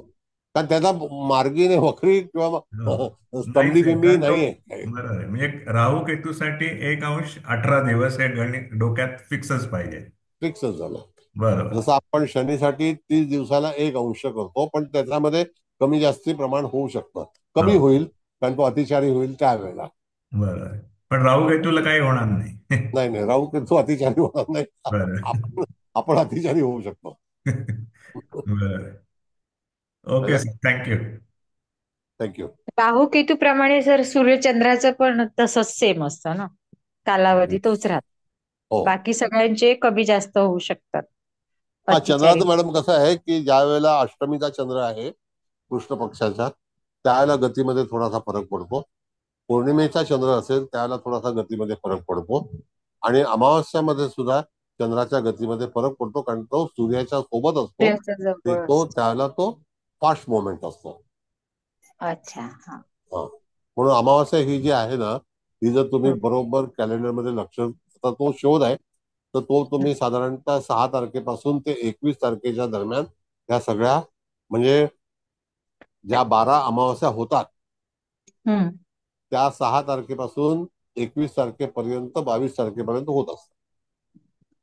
हो सर, हे तुम्ही सांगितलेलं आहे. बरेच वेळा तुम्ही हे वाक्य सांगता. 6 ते 22 तारखेमध्येच अमावस्याचं हे असतं. हो सर, जेव्हा खगोल सांगाल तेव्हा मग अजून क्लिअर होईल. हे 3 तर झाले समजा, सूर्य आणि राहू केतू. चंद्राचं आता तुम्ही सांगितल्याप्रमाणे अष्टमी, पौर्णिमा आणि त्याच्यात गतीत बदल होत अमावस्या 3 वेळा. हो सर, थँक्यू सर. सर मी विचारू का? हा बोल. सर ह्या पत्रिकेत आहे ना, प्रत्येक 4.5 वर्षानंतर राहू केतू, हॅलो, हा, आणि प्रत्येक 7.5 वर्षानंतर शनीचं ट्रान्झिट होणार केंद्रामधून. तर हिला प्रत्येक 4.5 वर्षानंतर किंवा 7.5 वर्षानंतर त्रास होणार ना, कारण हे छायाग्रहावरून ते 2 बिंदू जाणारच हो हो है ना. आता तर कसं सूर्याचं पण आपल्याला करावं लागेल ना, म्हणजे केंद्रातून जाताना सूर्य त्रास देणार, नेगेटिव्ह बिंदूवरून जाताना 3 दिवस, बरोबर ना? Okay, thank you sir, thank you. आता असं आहे बेटा, बघ ऐक ना, थोडंसं ऐक. माणसाच्या जीवनामध्ये सुख कधी असतं असा आपण जर विचार केला तर पहिलं चांगलं सुख, चांगली झोप, हे पहिलं सुख आहे. त्याच्यामध्ये तो कुठल्याही तऱ्हेची चिंता करत नाही. ज्या हा वेळेला चिंता वाढते त्यावेळेला झोप सतावते होते, हा झोप त्रास देते. आता त्या बरोबर. दरम्यान मनुष्य जेव्हा जागृत असतो हा त्यावेळेला माणसाचे अनेक प्रश्न उपस्थित होतात. हा साधारणतः साधा म्हणजे विषय केला तर ट्रेनमध्ये एका व्यक्तीला धक्काबुक्की झाली हा तरी सुद्धा तो त्या ठिकाणी त्रासच ठरलेला आहे. हा पण तो जर तर निद्राग्रस्त असेल तर हा त्यावेळेला त्याला आपल्या देहाची फिकर नसते, म्हणजे काळजी नसते, हा हा नाही का? बरोबर. हा मग बरोबर बरोबर. तशाच प्रकारे सुखदुःखाचा विचार करतेवेळी हा आपण सगळे या हा जगामध्ये जे विश्वामध्ये असणारे लोक हे हा सगळे सुखाच्या अपेक्षेत आहेत. हा आता सुखाच्या अपेक्षा भिन्न भिन्न आहेत, भिन्न हा भिन्न तऱ्हेच्या आहेत. हा कोणाची अपेक्षा आहे मला ग्रॅज्युएट व्हायचं आहे, हा कोणाची अपेक्षा आणखी काहीतरी आहे. आता हा जसं दुपारी एका पत्रिकेचं डिस्कशन होतं माझ्याकडे हा प्रायव्हेटली, हा तर त्याच्यामध्ये कर्क लग्न, पंचमात मंगळ, सप्तमात शुक्र राहू बुध, षष्टामध्ये शनी चंद्र रवी अशी हा ग्रही गुरु 12व्या स्थानामध्ये होता. हा मुलगी MBBS गायनिक आहे, हा नवरा त्याच्यापेक्षाही उत्तम डॉक्टर आहे, आई हा डॉक्टर आहे, हा वडील डॉक्टर आहे.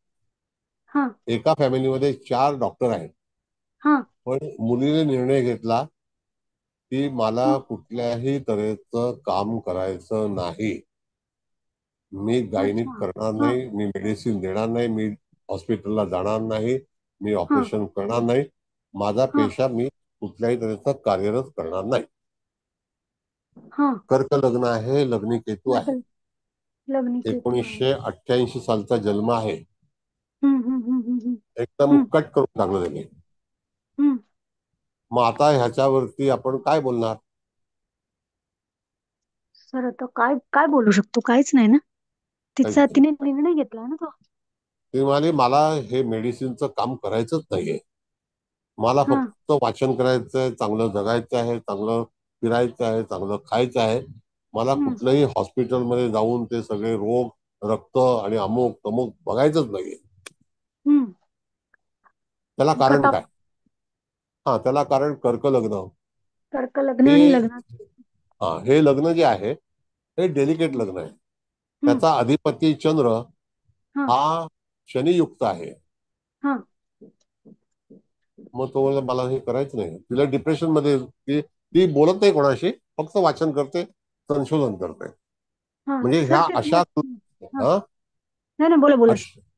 असे जेव्हा हे कृती होतात तर हा त्यावेळेला तुम्ही पत्रिकेचा विचार कसा करणार? अशा बरोबर पण सर. घटना होतात ना. हा होतात होतात सर होतात. बरं, शुक्र राहू बुध सप्तम स्थानामध्ये आहेत आणि ते मकर राशीचे आहेत.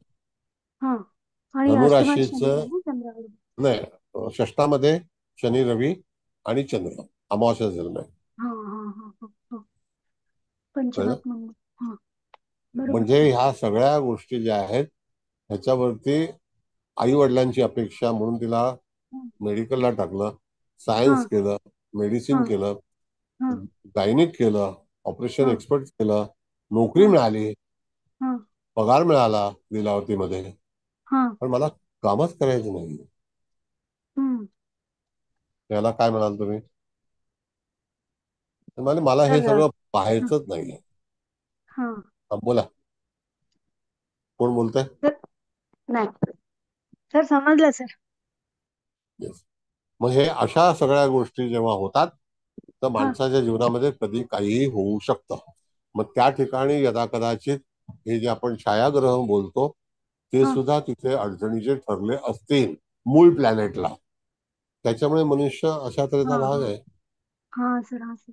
तर मी जेवढ्या रिडिंग्स करते ना चार्ट्स मध्ये पत्रिकेमध्ये तिथे मी छायाग्रह ना ऍक्टिव्ह पाहिलेले आहे आणि ते छायाग्रह जसे तुम्ही सांगता ना की धूम बिंदू हा रिझल्ट देणारच भाव परत्वे किंवा हो. यमघंटक हा रिझल्ट देणारच भाव परत्वे तसे सर मी रिझल्ट्स पाहिलेले आहेत. तसंच जे पॉझिटिव्ह निगेटिव्ह एकच दोन बिंदू आहेत आणि एकच हाऊस मध्ये आहे आणि पॉझिटिव्ह निगेटिव्ह आणि तेवढ्या त्या नवमांशामधून भ्रमण करणारा प्लॅनेट हा त्यांना त्रास देतोच. मग त्याची सायकल पण सर तशीच असते की 30 येस इयर्सची येस. सायकल आहे तर 30 आता इयर्स पूर्वीचं झालेलं हे तसंच उदाहरण काहीतरी जवळपास होतं. हे उदाहरण जिवंत आहे. हा व्यक्ती सर. वर्ली सीफेसला वास्तव्य करते, अतिशय हा धनाढ्य आहेत, हा. पण काम नाही करायचं मुलगा. हम्म. बरं, आता ठीक आहे, चला हे सगळं थँक्यू. झालं. आता नेक्स्ट नेक्स्ट मॅडम, कुठला हे आहे बघा. आता धनस्थानात मिथुन रास येते, एकही ग्रह नाही आणि मृत्यू हा निगेटिव्ह बिंदू आहे आणि तो पुनर्वसू तिसऱ्या चरणात आहे. आता पुनर्वसू जे काही नक्षत्र आहे हे मिथुन राशीमध्ये त्रिपाद नक्षत्र आहे. त्याचं एक चरण जे आहे ते चतुष्पाद चौथं चरण जे कर्क राशीमध्ये जातं. आता हा जो बिंदू आहे मॅडम, तो कोणता आहे? मृत्यू. मृत्यू. मृत्यू. हा, आणि तो कोण नक्षत्राच्या कुठल्या चरणामध्ये आहे? तिसऱ्या. तिसऱ्या. हा. बरोबर आहे. होय. आता आपण एकदम व्यवस्थित ऐका. हम्म. तिसऱ्या चरणामध्ये म्हणजे अंतिम जेव्हा राशांतर होणार असेल त्यावेळेला. बरोबर आहे, होय. हो नाही ना. का? हो. बर. आता हा जो बिंदू आहे हा सूर्यासाठी साधारणतः 12 जुलैचा आहे. हम्म. व्यवस्थित तारीख लक्षात ठेवा बा.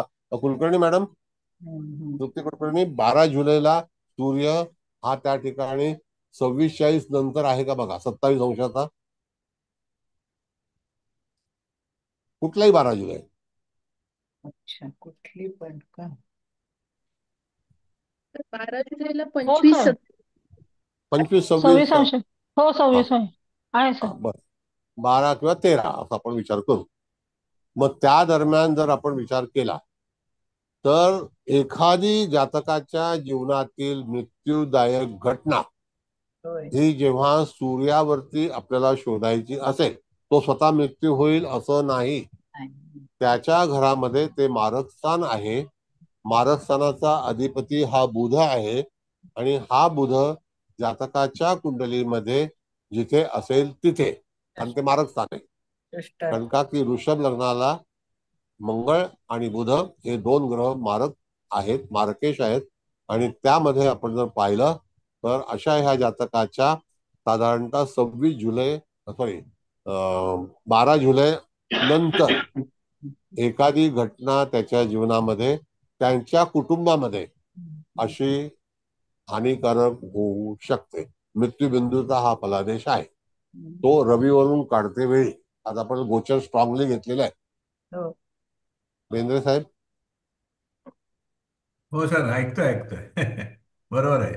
म्हणजे 12 ते 13 तारखेच्या दरम्यान एखादी घटना जातकाच्या कुठल्या तरी वर्षाला, आता त्या वर्षाला कारणीभूत जसं आपण सर्वतोभद्र चक्रामध्ये पाहतो की एखादा वेध लागतो, एखादी तिथी असते.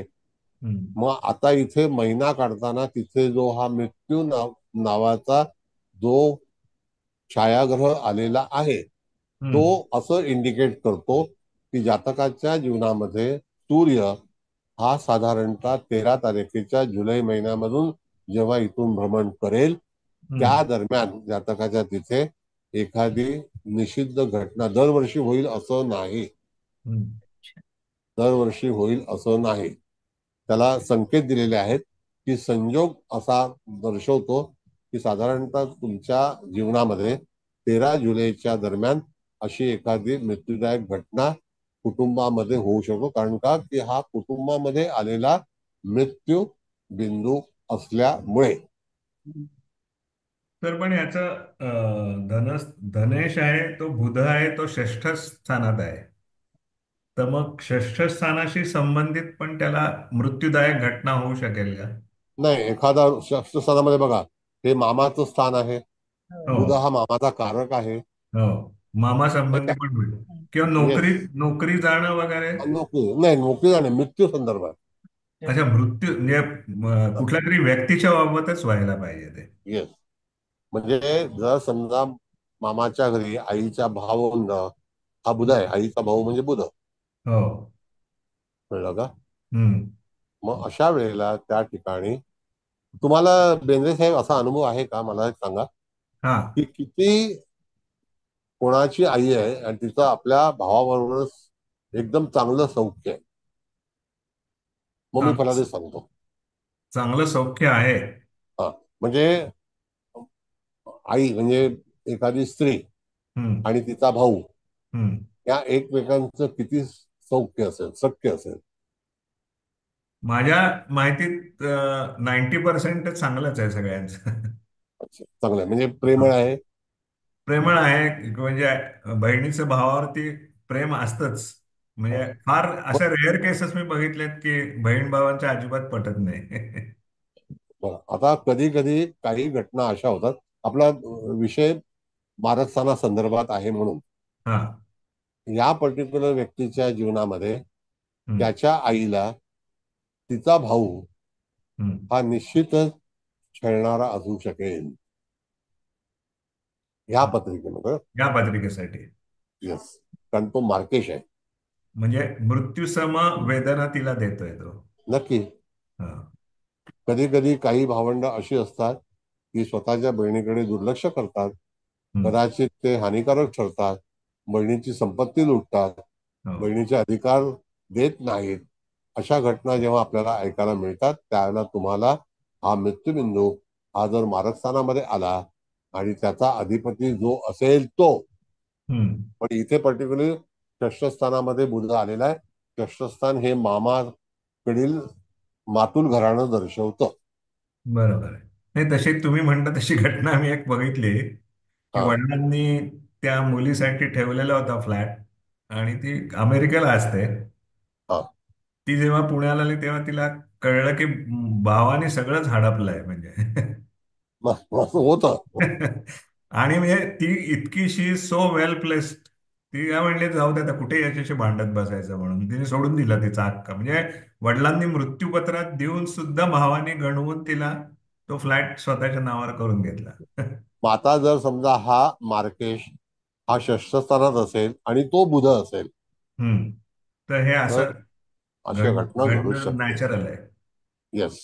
फक्त आता हे तुम्ही जसं म्हणला तसं 12 जुलैचं तुम्ही जसं सांगितलं तशी ही घटना कुठल्या वर्षी होऊ शकेल ते, का ते सर्वतोपदरप्रमाणे सांगायचं? नाही, आता ते घटना शोधायची असेल तर त्या मृत्यूबिंदूमध्ये एखादा पापग्रह जर गोचरीचा भ्रमण करीत असेल हा. तर तुम्हाला मी सांगतो. जसं की ह्या व्यक्तीच्या वयामध्ये वयाच्या 32व्या वर्षी ह्या हम्म. मृत्यूबिंदूतून शनी महाराज भ्रमण करणार आहेत. बर. 32 ते 33व्या वर्ष साधारणतः, हम्म. नाही का? तेव्हा तेव्हा एक फळ मिळू शकेल. येस.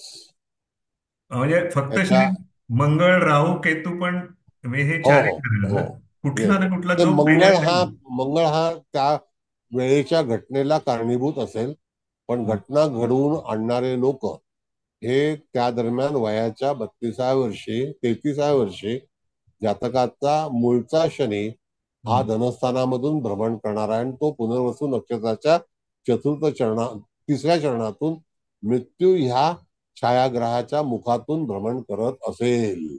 अच्छा. शनीच मॅक्सिमम डॅमेज करेल. नाही, जवळ आला ना तो. नाही जवळ नाही, आलं, वय बरोबर. वय वर्ष.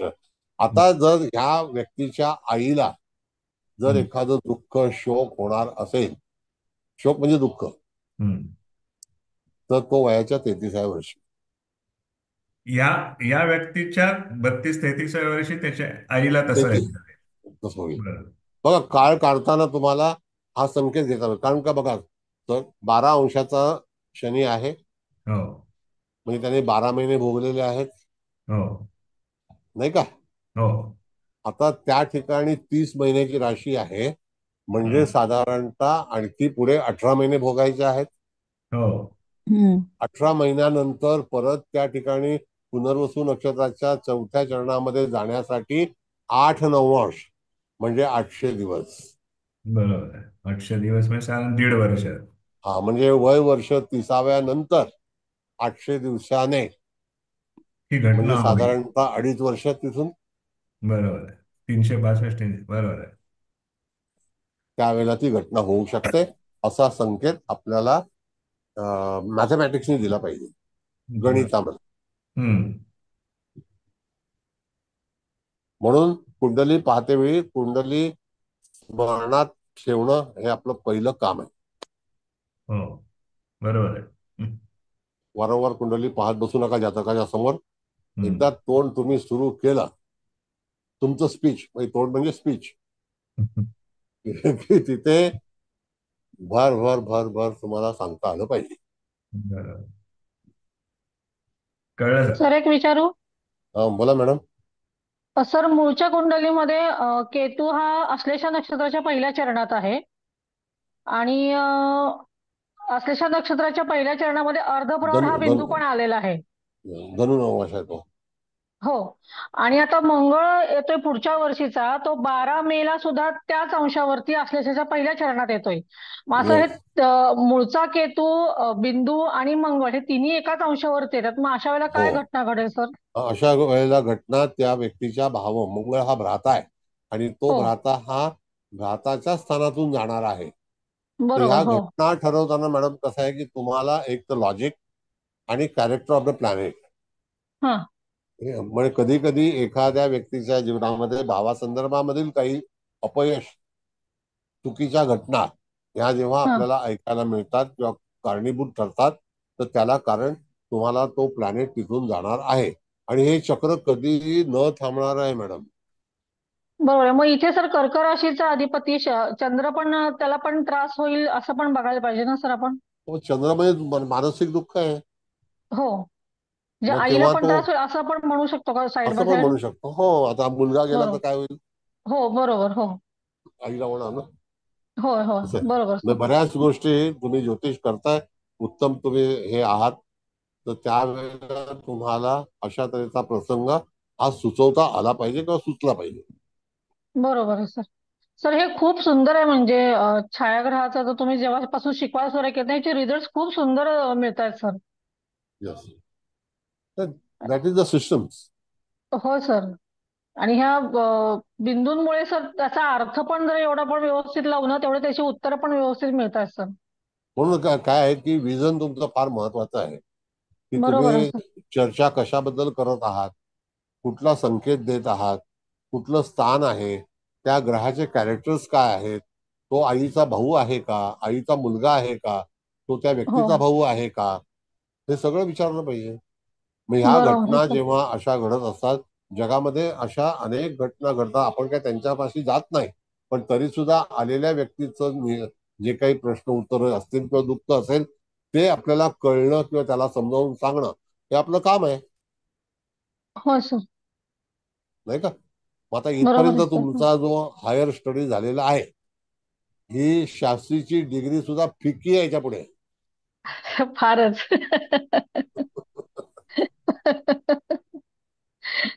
हे सर आता त्याच्या पुढे आम्हाला सर तुम्ही एवढं ज्ञान दिलेत की म्हणजे ते काहीच नाही. इथपर्यंत तुम्ही मला सगळ्या विषयामध्ये तुम्ही आम्हाला सर पारंगत करण्याचा तुमच्या परीने खूप प्रयत्न करताय. आता आम्ही कितपत त्याच्यामध्ये खरे उतरतोय हा शेवटी आमच्या कष्टाचा भाग आहे सर. पण तुम्ही देताना मात्र सगळं सरळ हाताने 100% देताय सर. आता फिक्की का काहीच म्हणतो गोष्ट नाही सर. की एखाद्या कपड्याचा रंग फिका पडला तर त्याची किंमत कमी असते, कमी असते. हो. तशी शास्त्रीय परीक्षेची डिग्री फिक्की आहे. होय सर. कळलं? कारण हो सर, आता तुम्ही जेव्हा हे सगळं शिकवता तेव्हा आता आम्हाला पण सांगायचा कॉन्फिडन्स तर त्याच्यामुळेच तर यायला लागलाय ना सर. हे सत्य आहे. हो सर, अगदी खरं आहे. 4-4 वर्ष अभ्यास करा, पण तिथे रिझल्ट 0. रंग फिका पडलाय, तशी शास्त्री पदवी फिक्की पडलेली आहे. सर ते नुसतं परीक्षेपुरतं राहिलंय सर. ऍक्च्युअली काय ज्ञान फालतू किती आहे? आहे हा नंतरचा भाग आहे सर. परीक्षा आणि पैसे कमवणे, उपजीविका. तर मी एक विचारू का? हा बोला. नमस्ते. बोलताय ना? हो सर, माधुरी पोद्दार बोलते. बोला.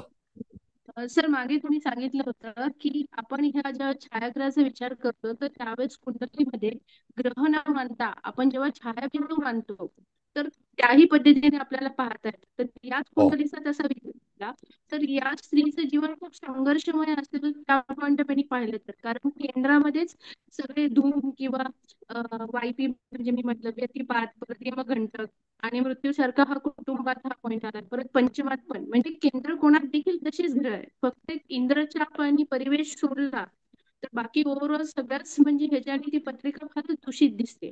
आणि तुम्ही ज्या पद्धतीने सांगितलं तसं पाहिलं तर सर खूपच खूपच लगेच आपल्याला हे रिझल्ट पाहता येतात. आणि इथे एक शंका अजून एक अशी होती की आपण सुरुवातीला थोड्या वेगळ्या पद्धतीने या स्त्रीच्या विवाहाच्या संदर्भातलं आपण एक पाहत होतो. त्यावेळेस तुम्ही सुरुवातीलाच ते उत्तर पण दिलं की म्हणजे मंगळ आणि शनी केंद्र कोणात आहे. पण त्यावेळेस कुठेतरी असं वाटलं की पीव्ही म्हणजे परिवेश जो आहे तर तो बिंदू तिथे आहे, म्हणून मला असं थोड्याशा आशा मला हे वाटलं की अरे हा इथं पॉझिटिव्ह आहे. पण त्याचबरोबर जेव्हा समोर पाहिलं की हा जो म्हणजे मी त्याला तर शॉर्टकट म्हणलं तर व्यक्तिपात जो बिंदू आहे तर तो तिथे समोर असल्यामुळे ते देखील कमी होते, म्हणजे ते सुख देखील कमी होते. मग अशा रीतीने बघितलं तर आपल्याला ओव्हरऑल सगळीच पत्रिका खूप चांगल्या पद्धतीने पाहता येते सर. हे खूपच चांगलं आहे, म्हणजे या पॉईंट जर छायाग्रह आता आणि कसं आहे मॅडम की हे शिकवताना एवढा तपशील कोणी देत नाही. नंबर 1 कळलं का? एवढा लांबलचक तपशील देणं गरजेचं आहे विद्यार्थ्यांच्या अभ्यासासाठी. त्याला फार आवश्यकता आहे. येस कळलं का? नाहीतर मग तिथे तुम्हाला फक्त वाचस्पती बस, दॅट्स ऑल.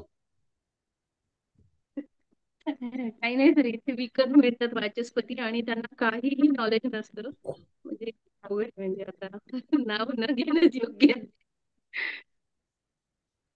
ठीक आहे, आता 9 वाजलेले आहेत. आता तुम्हाला तुमचं म्हणणं ऐकायचं. आता माझं म्हणणं मी सांगितलं. आणखी दुसरा बिंदू आहे मॅडम कुठला हा, बघा? आता तो कुलकर्णी मॅडमनी सांगितला ना, म्हणजे कर्केत म्हणजे तृतीय स्थानात अर्धप्रहर आलाय आणि केतू पण त्याच्यातच आलाय, आणि मग त्यांनी तर ते मंगळाचं गोचर लावून पण तुम्हाला विचारलंच, त्यामुळे झालं त्याच्याबद्दल. हम्म. अर्धप्रहर हा एका दिवसाचे 8 भाग करायचे आहेत. 3 तासाचा एक प्रहर असतो.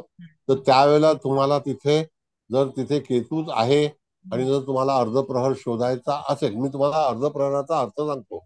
जेव्हा तुम्ही जर गोचरीची कुंडली उघडाल त्यावेळेला जर तुम्हाला त्या चांगल्या कालावधीचा म्हणजे त्या घटनेचा एक चांगला काळ पाहिजे असेल तर त्याला तुम्ही अर्धप्रहराचा तिथे विचार करू शकता. त्याच्यामध्ये 8 प्रहर आहेत. त्याच्यातला 3 तासातला एक प्रहर आहे. दिनमान पद्धतीमध्ये जेव्हा तुम्ही जाता तर त्याला तुमचं कार्य कोणतं आहे तर त्याला अभिजित नक्षत्र जे आहे, अभिजित जो योग आहे त्याच्यावरती जास्तीत जास्त अंमल करा. आणि अर्धप्रहर करायचा असेल तर त्यावेळेला तुम्हाला सकाळ आहे, दुपार आहे, संध्याकाळ आहे, त्याच्यामध्ये शुभग्रह भ्रमण असेल, शुभचंद्र भ्रमण असेल तर त्यावेळेला निश्चित करा तो त्या प्रहरामध्ये. आता तो बिंदू जिथे आलेला आहे त्याचे 8 भाग अकॉर्डिंग टू आवर्स मध्ये करायचे आहेत. येस. ओके, बोला. बरोबर आहे. हम्म. विद्या कुलकर्णी मॅडम. बोल. नमस्कार सर. नमस्ते, बोला. सर, नेहमीप्रमाणेच अतिशय उत्तम झाला सर क्लास.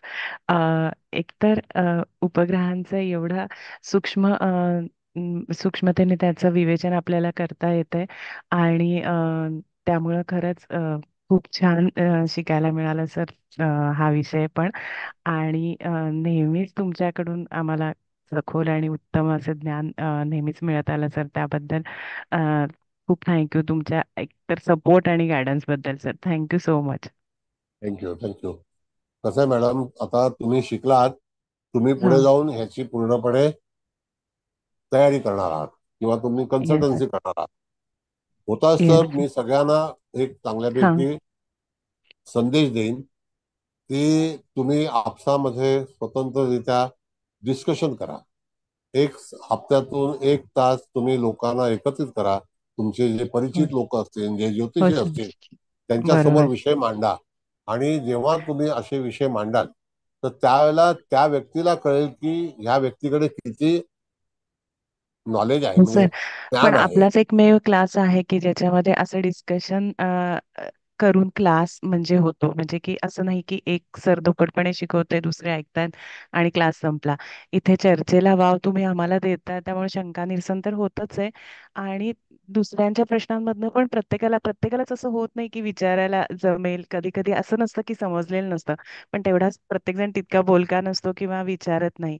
पण त्या या प्रश्न उत्तरांमुळे इतकं सगळ्यांना शिकायला मिळतंय. आणि छान म्हणजे सगळ्यांच्या प्रश्नांची उत्तर तुम्ही नेहमीच खूप पेशंटली देता सर. त्यामुळे त्यासाठी खरंच खूप आभार तुमचे. Thank you so much sir. धन्यवाद. नाही नाही, माझं म्हणणं असं होतं मॅडम, की आता हा हा. समजा की तुम्ही ज्या वर्गात शिकला असाल, एनिवे बरोबर. तसं काही हे येस. नाहीये, पण तरी सुद्धा त्यातल्या तुमच्या मैत्रिणी आहेत, त्यांचे राईट. तुमचे क्लासमेट आहेत, तर त्यांच्याशी जेव्हा तुम्ही एकत्रित 1 तासासाठी तरी असं हो कॉन्फरन्स केली, तरी हो सुद्धा हो. काही गोष्टींचा खुलासा त्यांच्या ज्ञानामध्ये भर पडणे, हो सर. तर हो तिथे सर. तुमची लिडरशिप जी आहे ती उपयोगात येते. हो येस सर, बरोबर आहे. खरंच आहे. कारण आज शिकवल्यानंतर प्रत्येकाला वेगवेगळं काय आकलन झालंय आणि त्याचं बरोबर. एक डिस्कशन झाल्यानंतर त्यातनं प्रत्येकाला मिळणारं ज्ञान. खरंच तुम्ही म्हणता ते अगदी बरोबर आहे सर. खरं आहे. नाही, थँक्यू. आम्ही डिस्कशननी शिकलेलो आहोत. हो सर. डिस्कशन खरं आहे. करणं फार महत्वाचं आहे. एनिवे, खरंच आहे.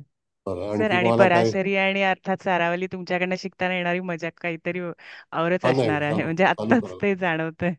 Yes sir. नक्की थँक्यू. नक्की नक्की. Yes sir.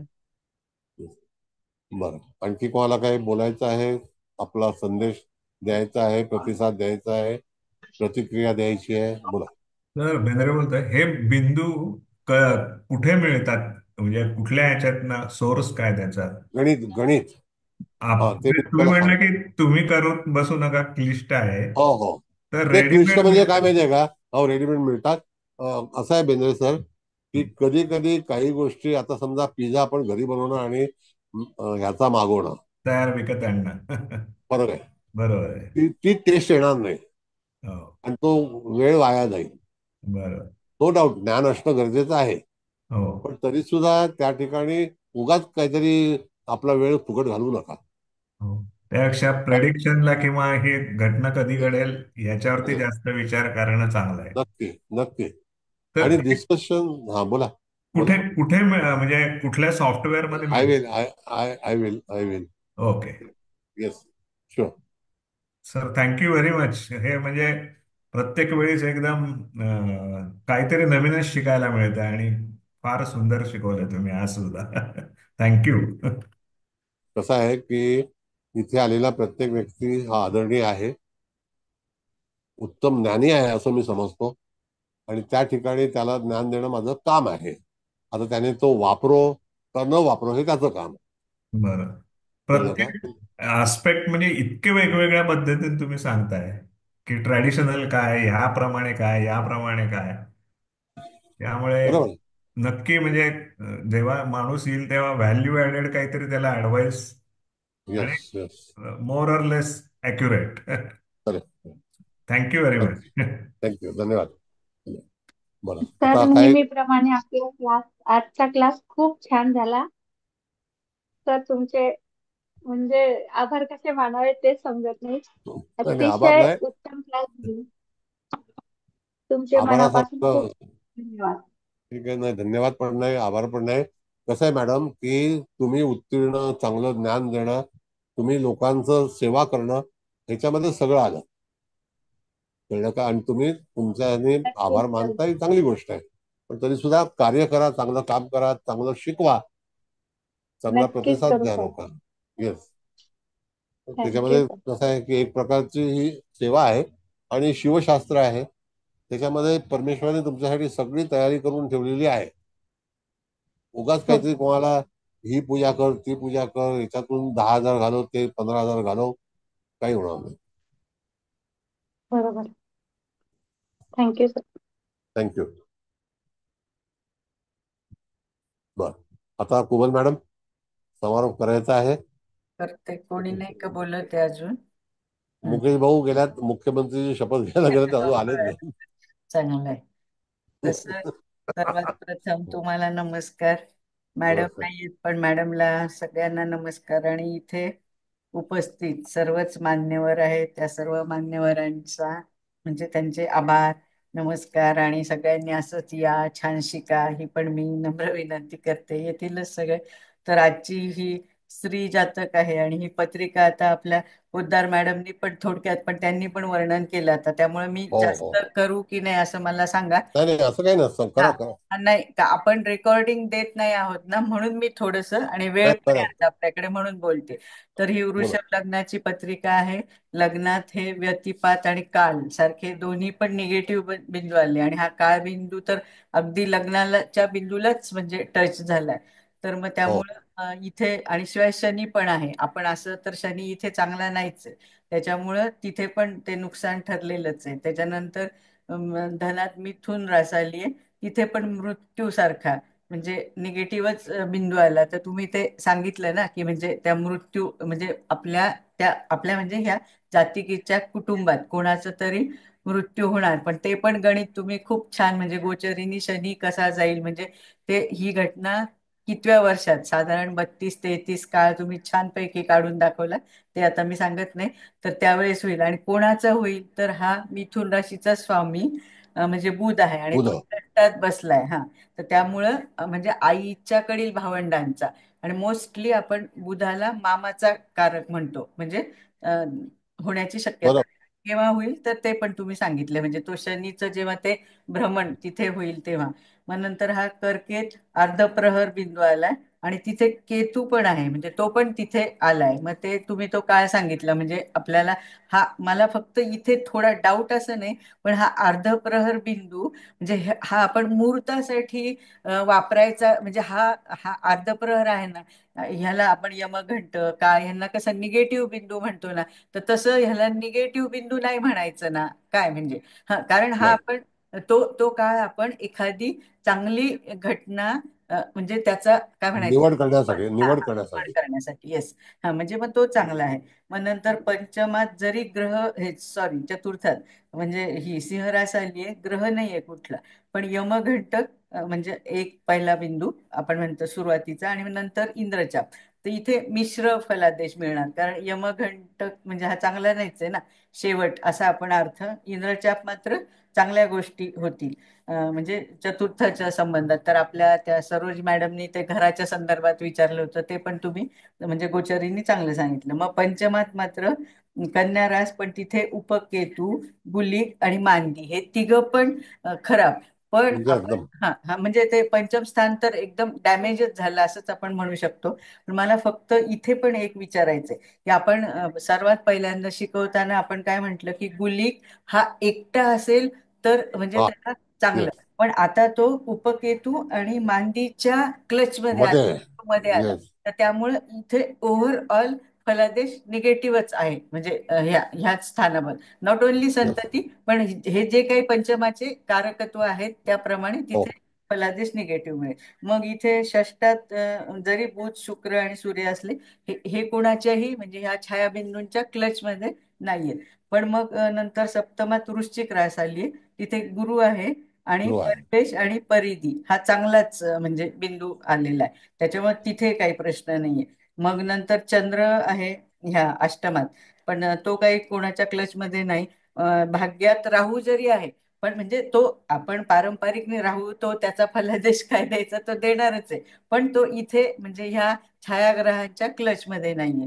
त्याच्यानंतर धनात कुंभरास आहे, तिथे मात्र धूमबिंदू आलाय. जरी मंगळ नाही आला तरी त्या मंगळाला त्या धूमबिंदूचा त्रास हा होणारच आहे. म्हणजे अशा तऱ्हेने आपण हे सगळे बिंदू, आणि तुम्ही गोचर पण इतकं छान सांगितलं, आणि म्हणजे आपल्याला दिसत आहेत हे बिंदू इथे आहेत, पण ती घटना केव्हा घडेल हे फार छान. म्हणजे तुम्ही ते रवीचं पण सांगितलं, कुठे सांगितलं होतं रवीचं, ते 13 आता जून. धनस्थानामध्ये, हा हा हा, तेच ना. धनस्थानामध्ये हा 13 जुलैला. बरोबर आहे, 13 जुलैला. म्हणजे हे आम्हाला आणि तरी मी बेंद्रे साहेब म्हणतात, अजून बाकीचे पण, मी पण अगदी तुम्हाला नम्र नम्र विनंती सगळ्यांतर्फे करते.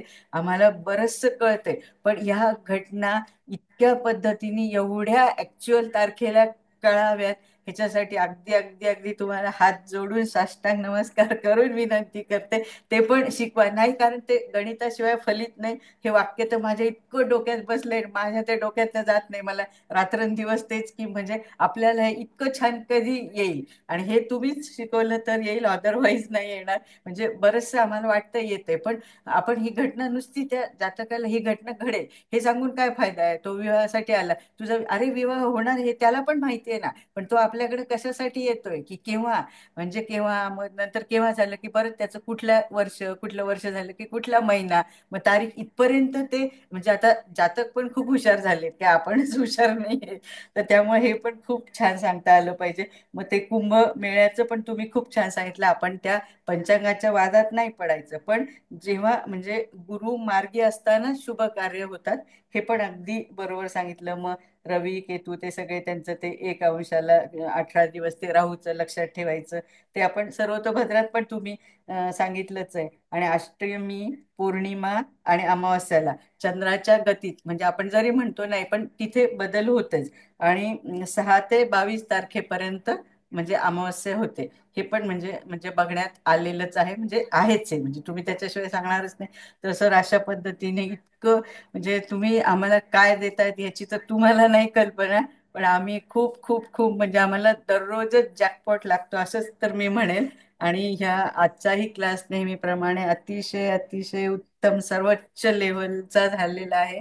त्यासाठी मी आणि आम्ही सगळ्यांतर्फे तुम्हाला कोटी कोटी वंदन करते, कोटी कोटी धन्यवाद. नमस्कार करते. धन्यवाद. Up to you and your divine soul. Huge gratitude, huge gratitude, huge gratitude. Thank you sir, thank you all. पण सर प्लीज प्लीज आम्हाला गणित तुमच्याकडनं शिकायचं, ही आमची ठीक आहे, ठीक आहे. काय म्हणायचं म्हणा तुम्ही, इच्छा म्हणा. हो हो. एक बोला बोला बेदरे साहेब, काहीतरी बोला ना. अहो, मी तुम्हाला फुल्ली सपोर्ट करतोय. म्हणजे तुम्ही तर अनेक वेळा सरांचं हा. ऐकलंय. मी नाही, कारण आत्ता ते आत्ता खूप महत्वाचं हो आहे हो, ना. पण अगदी तुम्ही म्हणजे अगदी योग्य शब्दात सांगितलं की हा. आता तर नेक्स्ट क्लास तुम्ही पहिलं गणिताचंच घेतलात तर फार बरं होईल. म्हणजे मग पुढचं अजून नीट समजेल ते. हा हा. म्हणजे बरचसं छानच, पण कसं हो आपल्याला सगळं कळालंय, पण सर कसे पटकन सांगतात, ह्या इतके हो ना. नंबर झाले की असं होईल, इकडे गेले की ते आम्हाला थोडं थोडं, म्हणजे आम्ही ते रेकॉर्डिंग ऐकून हे करू, पण ते ते एक काय म्हणायचं, मुळापासून जर शिकलं ना तर जास्त म्हणजे आम्हाला चांगलं. मग मात्र काहीच हरकत नाही म्हणायला, हा काय ऍटिट्यूड नाही, पण बरोबर. 100% आम्ही तुमचे विद्यार्थी शोभू असं आम्हाला तरी वाटेल. Thank you sir, thank you. अगदी सर, मॅडम मी पण मनापासून तुमच्या सपोर्ट विनंती मध्ये आहे. करतो. मॅडम हो हो हो हो मी हो. पण तुमच्या सपोर्ट मध्ये आहे. सरांनी गणित शिकवावं, हा कारण सर आहे ना अगदी ट्रिक्स देतात, हा. कसं तारीखा काढायच्या, कसं फटाफट बोलायचं. मला तर सरांबरोबर राहिल्यानंतर अशी सवय पडली, फटाफट पंचांग उडायचं, पटापट तारखा काढायच्या, पटापट बोलून टाकायचं, आणि हा. लगेच डोकं फास्ट चालतं. सर हो. तुम्ही घ्या गणित, हम्म. तुमची शिकवण्याची पद्धत खूप सिस्टमॅटिक आहे आणि लगेच कळते सर. हा हा. नाही, तर आपण पहिला तर क्लास आम्हाला धन्यवाद. गणिताचाच घ्या. माझी पण डिमांड, माझं पण प्रार्थना असेल सर, की तुम्ही गणित शिकवा सर प्लीज. येस बेटा, येस. ओके. धन्यवाद सगळ्यांना. तर थँक्यू. आता वेळ पण जास्त झालेली आहे, तर पुन्हा आपण नवीन क्लास चालू करणार. धन्यवाद.